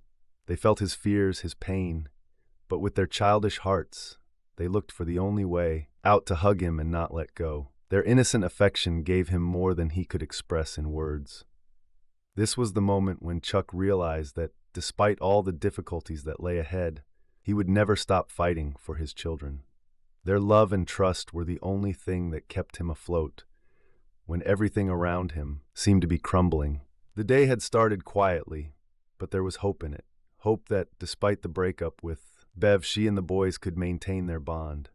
Chuck knew it wouldn't be easy, but his son's morning hugs made him realize that they would be there for them, just as he would be there for them, no matter what happened next. After getting out of their embrace, Chuck went to the bathroom and then returned to bed. The boys woke up soon after, and the morning wrestling on the bed began before they got dressed and headed to a nearby pancake shop for breakfast. While they ate, stained with syrup and sugar, they talked about how their mother Darcy was with them every evening, even when her mother did not leave the house. When Chuck asked what Darcy was doing, they revealed that she helped them with their homework and even played video games with them. Bev just sat and watched them, but didn't play any games herself. Darcy usually went to bed only after the boys had fallen asleep. Chuck asked if Bev and Darcy had ever hugged or kissed, and Jeff nodded, confirming that he had caught them kissing in the kitchen a couple of times. Both stopped immediately as soon as they noticed that they had an audience.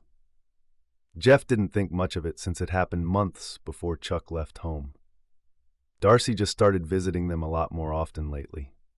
John loved Darcy, so he did not see anything unusual in their relationship. Chuck wisely didn't bring the subject up any further. The boys enthusiastically helped Chuck move his things to his new apartment, although, for them, it was more of a game than a real task. They had fun, especially when they could ride the elevator. It was always a little holiday for the children, and every time the elevator doors opened, their faces lit up with joy. On this day, they played the role of real doormen, proudly helping other residents get toke in and out of the elevator while Chuck made another round to get his things. It was a small but important mission for them, which made them feel like adults and useful. Chuck couldn't help but smile as he watched his sons. He was grateful for their lightheartedness, for the fact that they could see something fun even in such a boring routine. Of course, transporting clothes and other things to a new apartment might seem like a boring task if it weren't for the elevator, which became real entertainment for them. The boys raced each other, laughed, and competed to see who could press the button first while Chuck continued to walk back and forth, delivering things. The apartment was already partially furnished, which made the arrangement process a little easier, but we still had to buy a lot of little things that create real home comfort. After they finished moving, Chuck and the boys went to the nearest store to get the necessary things. The boys also thought it was a fun adventure. They ran through the aisles, choosing pillows, blankets, and even a bathroom rug, looking at everything as if it were part of their game. But Chuck understood that the fact that they were spending time with him. When they got to the electronics section, Chuck felt like he would have to invest in something that would really make his sons happy, a new video game console and some games. He knew that this would be a way to engage them when they came to visit him, and that it would create an atmosphere in the new apartment that would at least somewhat compensate for their separation from their familiar home. In the evening, they decided to have a small celebration.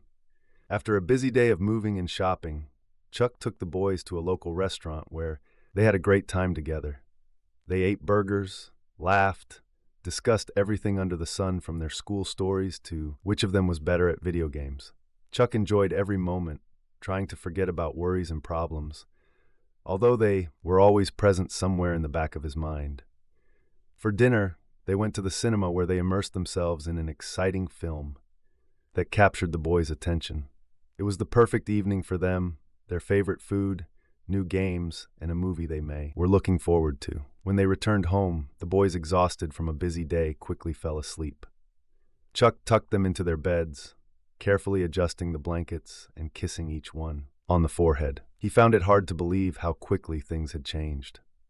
Still recently, they were one family living under the same roof, and now he was rebuilding his life in a separate apartment. These moments filled him with a mixture of sadness and joy-sadness that they would no longer be together all the time, and joy that despite everything they were still close. In the morning when he woke up, he again found his sons clinging tightly to him, just like the day before. The two small bodies lying next to him seemed to cling to him, afraid that he might leave. While they slept, John and Jeff grabbed his arms, not wanting to let go, and Chuck felt the pain of separation wash over him again. He realized that the boys missed him much more than they were letting on. This unconscious gesture of theirs, this need to be close to their father, showed how deeply they felt what was happening. This was not just a habit or a comfort. It was their way of expressing fear of changes that they did not yet fully understand but already felt. Chuck tried to calm them down when they woke up, hugging each of them and assuring them that he would always be there, that they could always see him play and spend time together. He told them over and over again that even though he wasn't living at home with them right now, that didn't mean they would be alone or that he would leave them. However, no matter how hard he tried to convince them with words, he knew that the only thing that could truly calm them down was for him to return home permanently. But so far this was impossible.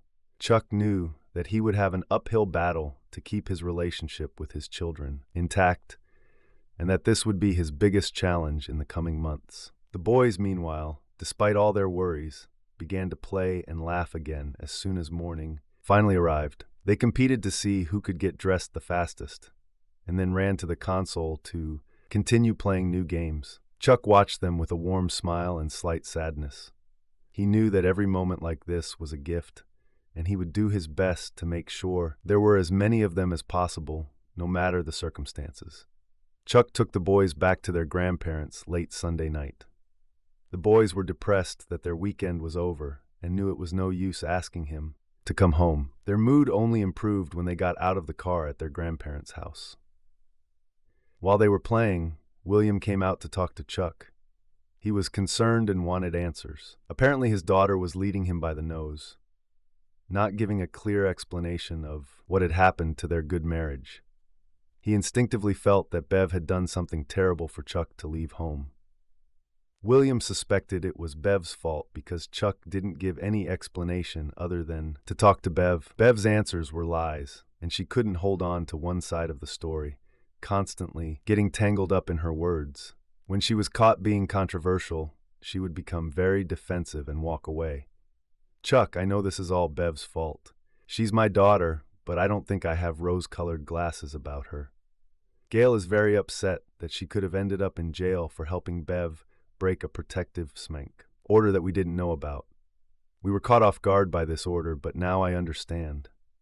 This is really the only way you can see boys without breaking the law.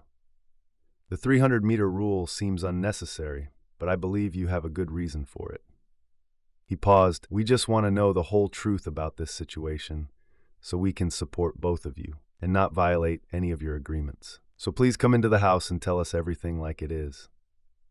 You know that we respect and love you as a son, so we will try to be as objective as possible. Chuck very reluctantly agreed to tell his story again.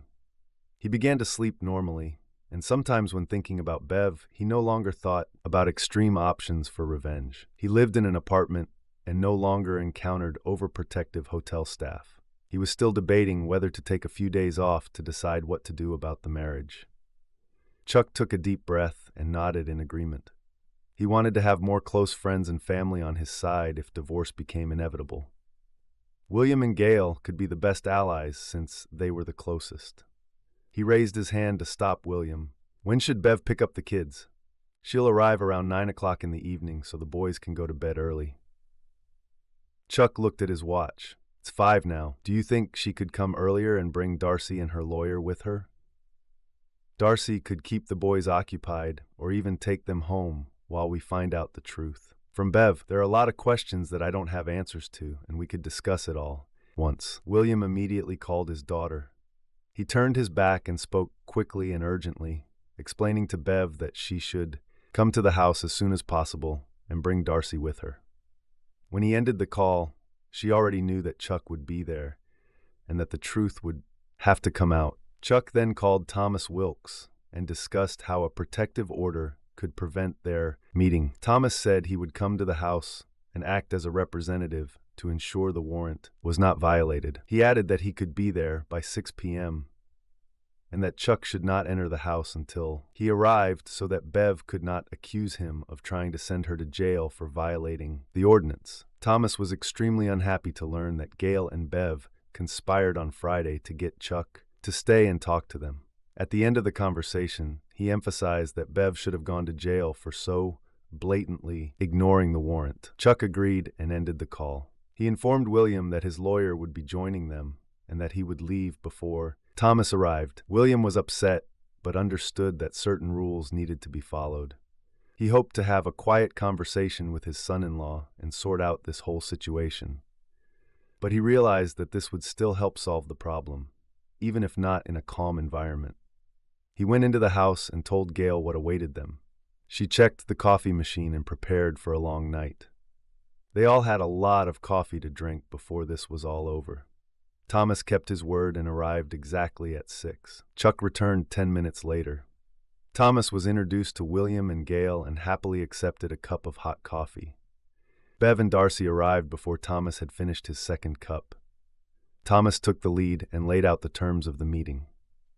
He explained to everyone that he was a representative of the court and that the entire conversation would be recorded. If complaints arise later, the recording will help resolve issues.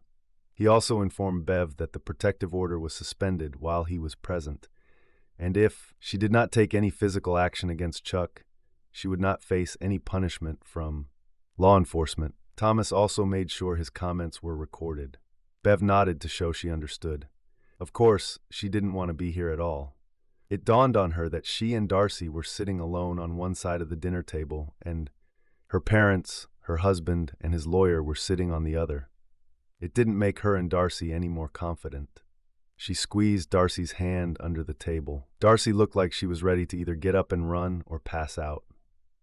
Thomas continued to describe how the meeting was supposed to go. He warned everyone not to interrupt whoever was speaking. He knew it wouldn't be easy, if Bev tried to make it look like Chuck was to blame for what happened a week ago. He also reminded everyone that there were two little boys nearby who were innocent in all of this and that the screaming could upset them for no reason. Bev and Chuck nodded and agreed to try to be civilized. Thomas also warned everyone that if the conversation got too loud, the meeting would be interrupted, and Darcy would take the boys home. Only then could they continue. He concluded by telling Bev that if she didn't tell the whole truth about what happened, he would provide her parents with the incriminating video.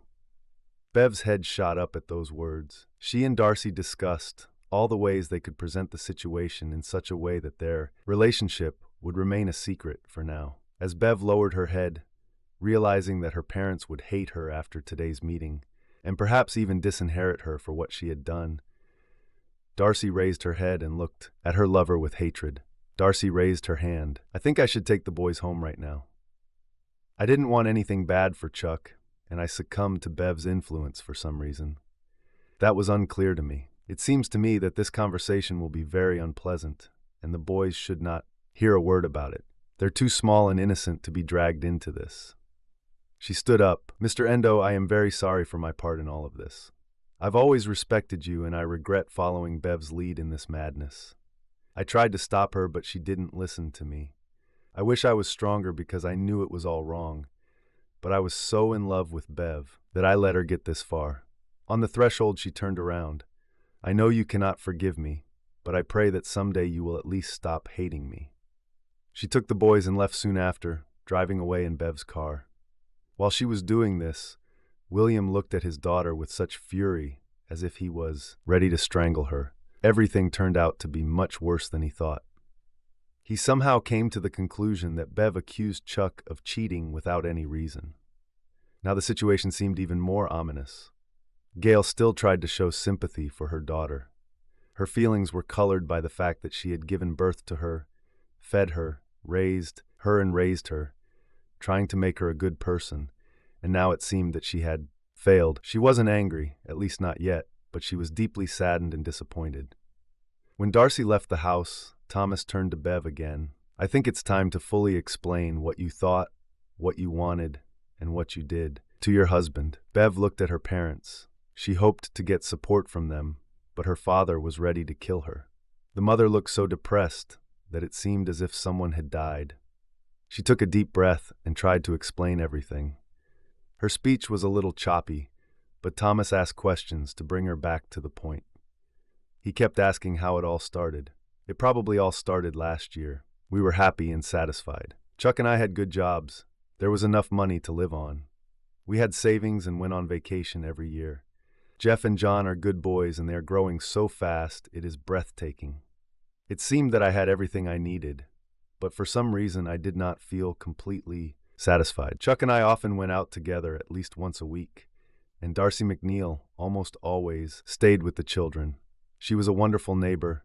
She rarely went on dates. It often happened that when we went out, Chuck had to answer calls about his invention. I was proud of his talent, but selling a patent cannot be called something romantic. We returned home, and Chuck sat down on the phone again.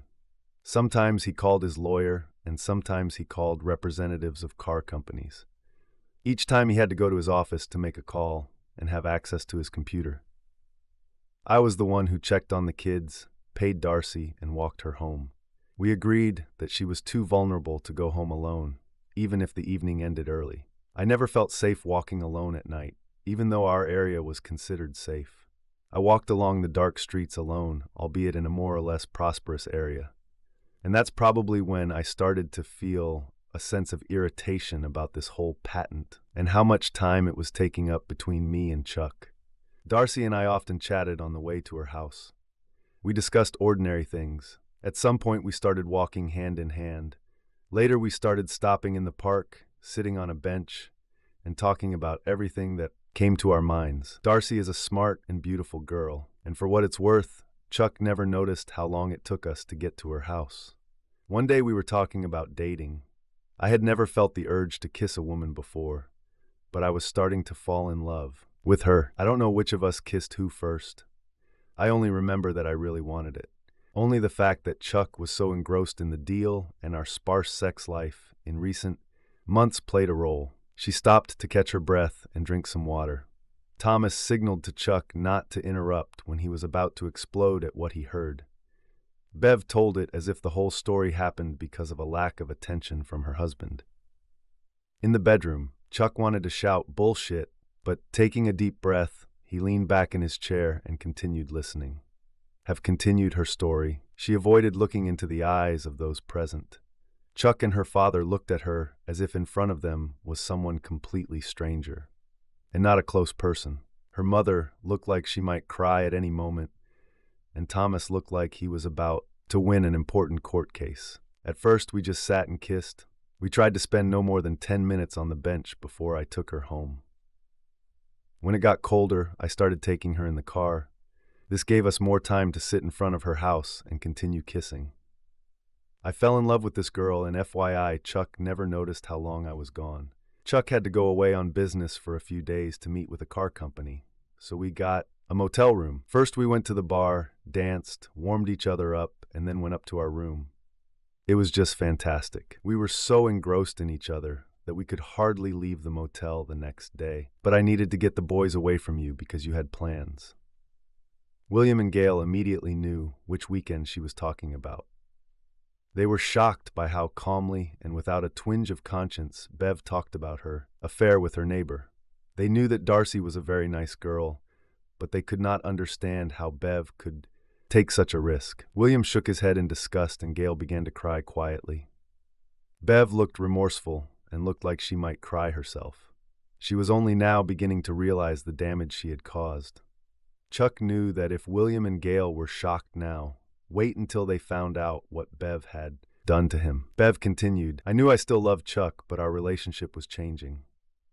I began to feel like some kind of privileged queen who didn't have to follow the laws and morals of ordinary people like Chuck. I wanted Darcy in my life, and at the same time I wanted to have Chuck and the boys. I wanted Darcy to be with me, but I also wanted to maintain an intimate relationship with Chuck. Moreover, Chuck had to remain faithful to me without any connections on the side. Chuck began to lose shape and go bald. I began to wonder if I was still attracted to him or if I had just gotten used to him. She paused and drank water again. Of course, I didn't discuss this with him. I thought that he himself should understand what was happening. I tried not to change the frequency of our sexual contacts, but the stress of negotiations itself reduced their number. Chuck slept poorly and made almost no attempts to get closer to me. Darcy and I continued to meet whenever we could. Every date was a satisfying and memorable experience.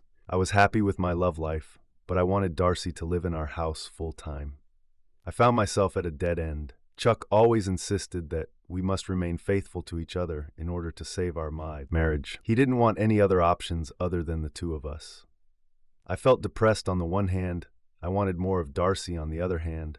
Chuck refused to accept change. She paused again and then continued. Finally, the day came when I started planning for change. I never wanted to lose Chuck, so I decided to create a scenario where it would seem like he cheated on me, and I could dictate terms to him. I was sure that he would quickly give in because I would threaten him with prison and the loss of his children. By the time his invention was completed, we would have all the money that could make us independent. Chuck would no longer have to work and would be able to spend time with his family. I really thought he would give in. Darcy and I developed a rough plan. I had to talk her into it. She didn't want to be involved in anything against Chuck. I already told you that she is a smart girl. If I had listened to her common sense, we wouldn't be sitting here now. Perhaps I would still have lost my husband, but he would not have been afraid to live in his own home. I found a few guys who seemed to understand what was going on, and they got me a couple drugs. The first was to make Chuck look so drunk that I could easily get him to bed, just like I wanted, and the second one was to make it so that he could not move. When I had to convince Darcy, she had to agree to play the victim. We were going to give Chuck the impression that he attacked her while intoxicated. I would have accidentally walked in on them after the attack and accused him of using a girl we both knew and admired. According to my plan, he would begin to justify himself and prove his innocence, and I would act as a judge and kick him out of the house for several days. When we made peace, I would set out to him my conditions for the future. With the money under my control, we would build a big house where we would have a bathroom between Darcy's and mine. This would allow me to sneak between our bedrooms for date nights. I could sleep with either Darcy or Chuck, depending on my preference. The boys would not have noticed this for a long time and would not have been very surprised when they learned the truth. I decided to hire Darcy as our nanny and tell everyone that she was living in our house to help with the boys. Moreover, she would have the freedom to fully enjoy student life. It seemed like the perfect plan. I could have everything I ever wanted: a luxurious life, 2 wonderful children, a mistress, and a husband under my control. I didn't see any downsides. She paused again. Chuck asked for a break, and Thomas agreed that everyone needed a break. William and Gail retired to the master bedroom to talk for a few minutes.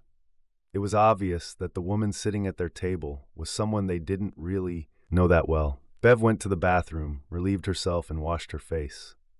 She was glad that she didn't wear makeup. Otherwise, the makeup would have run down her face long ago. She returned to the table and sat down alone. She missed her loving relationship with her parents and husband. Darcy was a treasure, but their relationship was new and fun, not time-tested like her other relationships. Chuck and Thomas went outside. It was already completely dark, and Chuck, hiding from prying eyes, went around the corner to water the ground. He almost didn't know what to say, knowing that Bev would stoop so low, and hearing her admit her plan to subdue him was almost too much for him to bear.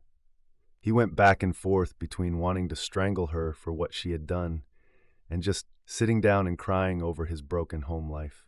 He didn't know how he could ever trust Bev or any woman again. Thomas tried to console his client, but knew that he was only saying standard phrases. He had never heard of anyone doing something like this to force their spouse to agree to such a strange arrangement of life. He was aware of several polyamorous relationships, but none of them were based on deception, lies, and extortion. He knew that the tape he now had, along with the evidence the Jenkins family had, would make his client very strong in the upcoming divorce. He couldn't imagine a judge who would award a lot of money or custody to a woman who did this to her husband. Even the most feminist judges knew that Bev could not be allowed to profit from her betrayal. About 15 minutes later, they re-entered the house. The Willis were sitting at the table again, but they were hardly talking to Bev. The 2 men took their places. Thomas asked Bev to describe the events of the previous week. "I want you all to know that I am ashamed of what I did to Chuck. It was not the act of a loving wife, quite the opposite. If anyone else had told me what I did as a way to force Chuck agree to something, I would lash out at this person. My passion and love for Darcy completely controlled me, and I could not get it out of my head and prioritize correctly. Now I think about what would have happened if I had just sat down with Chuck and discussed my feelings. Where would we be now?" Finally, she looked hopefully at her distant husband. His facial expression gave no reason for hope. Shrugging, she continued, "Then came Friday a week ago. I knew Chuck was taking the day off to work on a patent contract. When he called me and told me to get dressed to go celebrate, I knew it had to happen that night. The money was guaranteed, and I decided that this was the best moment to subjugate him and live the way I wanted. When we arrived at the restaurant, we ordered wine, and while it was being decanted and poured, Chuck excused himself and went to the restroom. He looked like the millions he now possessed. I felt strong and confident. I dropped a small pill into his wine, and he didn't notice anything. About 10 minutes after he drank the wine, he began to slur his tongue and sway in his mind. Chair. I asked the waiter to help bring him to the car. Apparently, the lack of food accelerated the effect of the drug more than I expected. I brought him home, and with Darcy's help, we got him into the house and into bed. Then we laid him on the bed. She told in every detail what they did to him, then paused again and drank some warm water. Her mother was crying again, and now her father looked shocked and silent. She didn't dare look at Chuck. I thought that Chuck would go to some kind of mobile shelter and then call me asking for forgiveness. I absolutely did not think that he would go to our neighbors who work in the police and write a report on me. He must have given them a key to the house as they suddenly found themselves in our bedroom, questioning me and Darcy about the events that had happened. They didn't believe me. They took the medications as evidence and even gave me a receipt. They showed me that they had downloaded the video on their phone, and that was also proof. Finally, they read me my rights and told me I needed a lawyer. This shocked Darcy so much that she just wanted to cry. Of course, there was no more sex that night. The next day, I stayed home in case Chuck came back to talk to me. He didn't show up, so I asked someone to track his car. Mr. Wilkes came to my house with official documents and demanded some of Chuck's belongings. He also made it clear to me that he knew everything that happened and that I better agree to Chuck's demands or else the divorce would be quick and brutal. He made it clear to me that his goal was to leave me with nothing. No assets, no career. He also gave me a protective order signed by the judge. The judge was so angry that he wanted to make it even stricter. But then I would have to leave our city. At first I couldn't believe it. My husband, the man I love, is afraid of me. I have his papers and I'm going to sign them. If it can help save our marriage and begin the healing process between me and Chuck, I will happily agree. Even if in the event of a divorce I will have nothing left, not even my sons. She fell silent and took another sip of water. Her face was streaked with tears, and her nose was red from wiping it with a handkerchief. She looked much older than her 37 years. When she asked what he meant, he gave several examples, including previous extramarital affairs, wanting to hurt Chuck or make him bankrupt. She shook her head. I've never done anything like this before. I didn't and don't want to hurt Chuck physically. I just wanted to put him in a position where he would be forced to let me be with Darcy. I threatened him with charges and told him I would ruin him and deny access to Jeff and John, but I didn't mean that.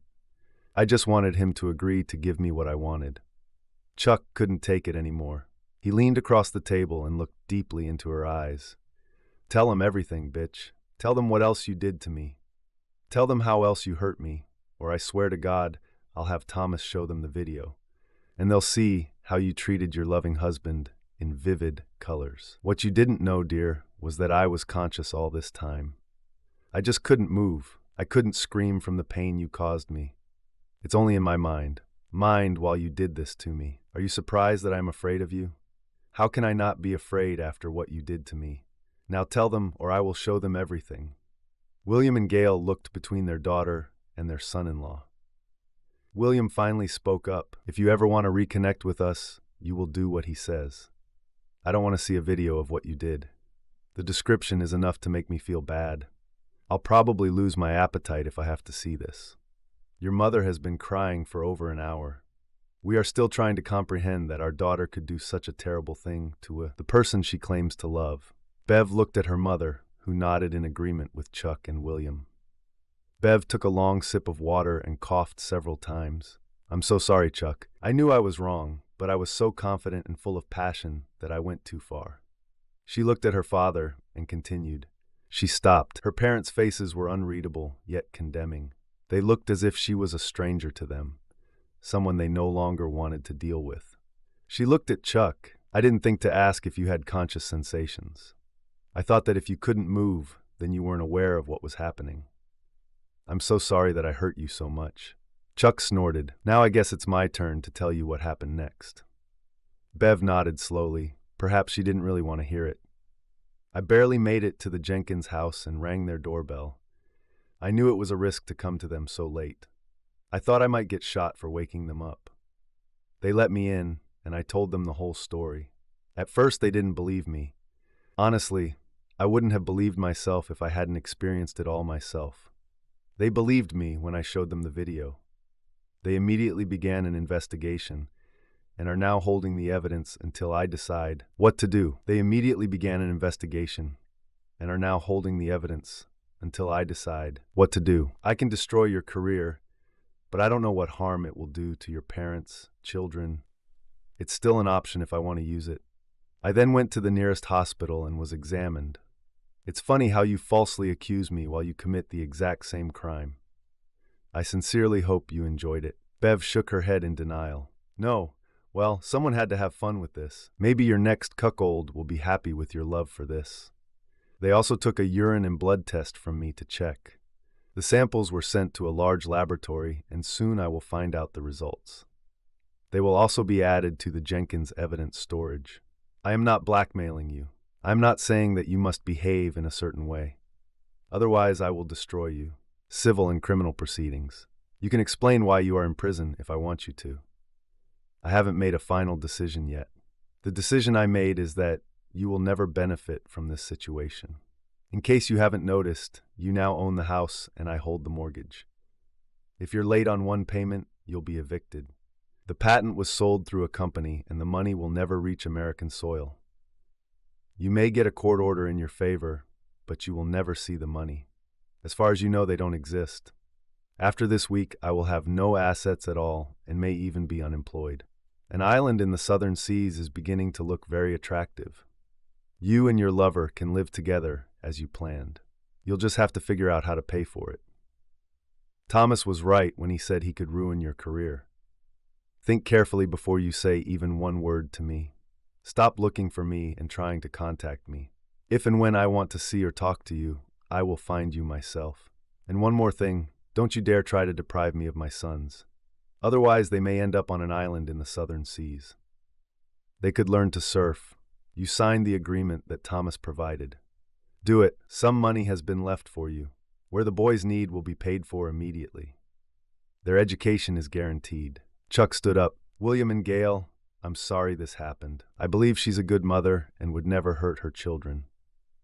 Of course, I'll be watching closely because I never would have believed before that she could do something like this to me.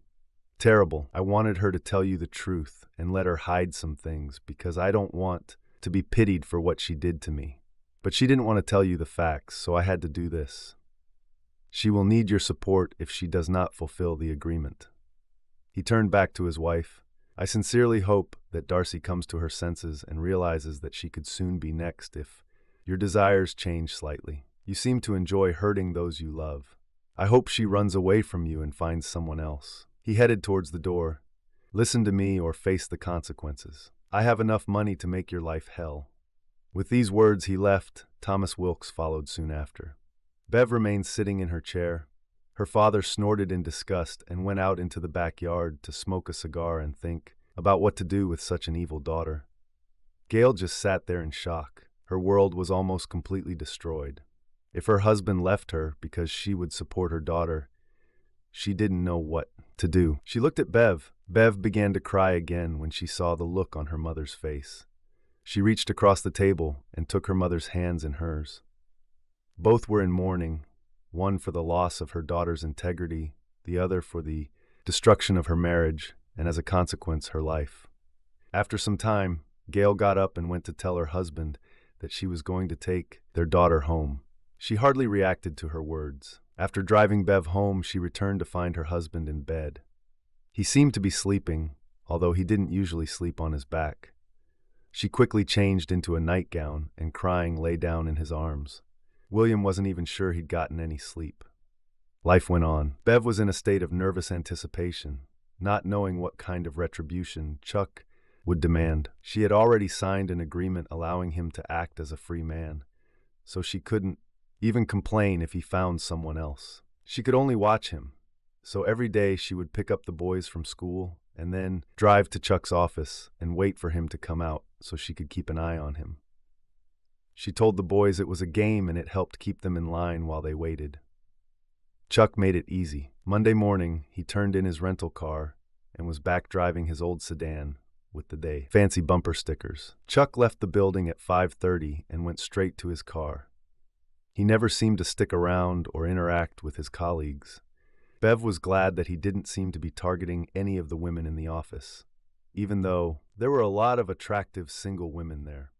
He drove straight to his house and entered the building without lingering with any of the residents. About 20 minutes later, he would emerge in casual clothes and go for a walk around the Flow neighborhood. His route was constantly changing.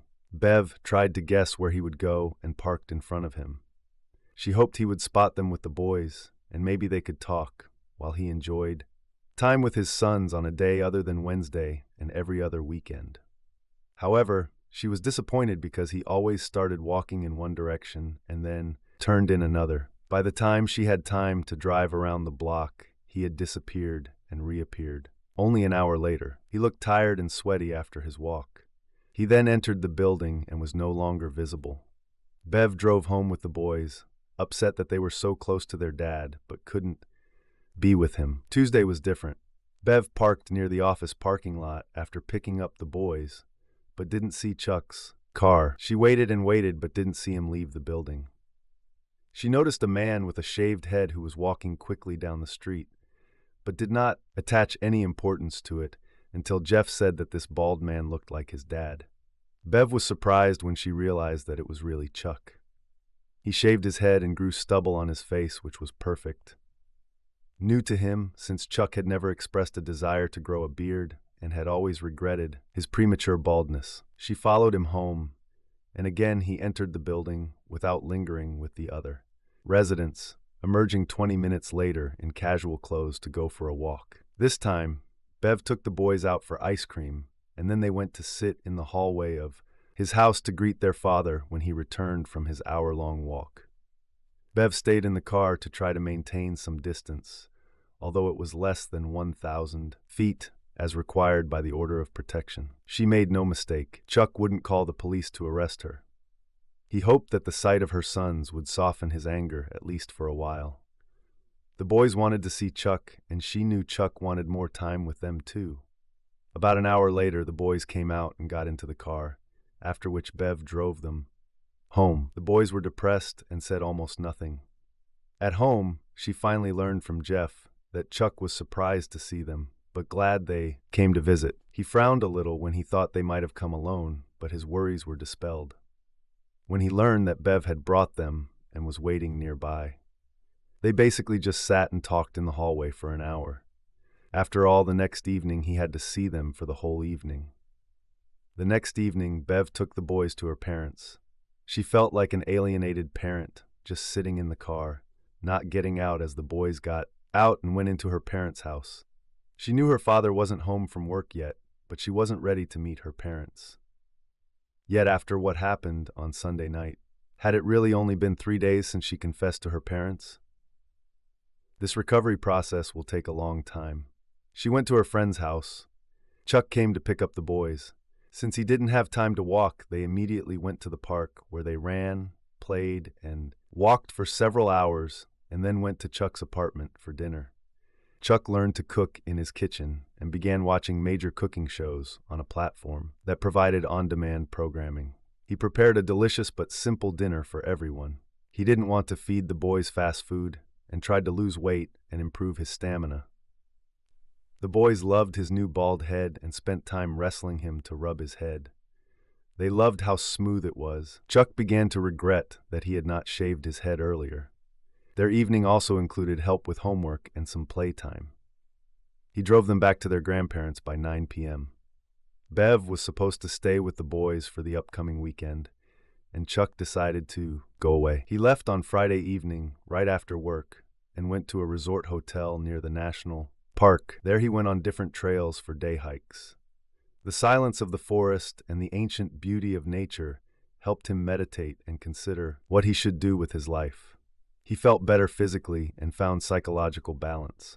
He was still very angry with his wife and was aware that he had trust issues, but he could put that aside for the time being.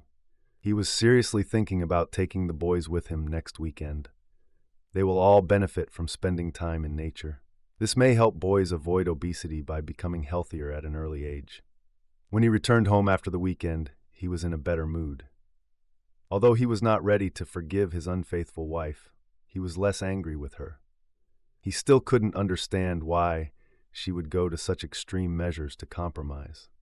She could have simply filed for divorce, citing irreconcilable differences, and ended up with a lot of money, and her parents would never have known what she had done.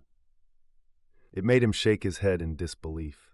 To be continued, subscribe to the channel and click on the bell so you don't miss the next part of this story. She will be there very soon. The link to the sequel will be in the description of this video below.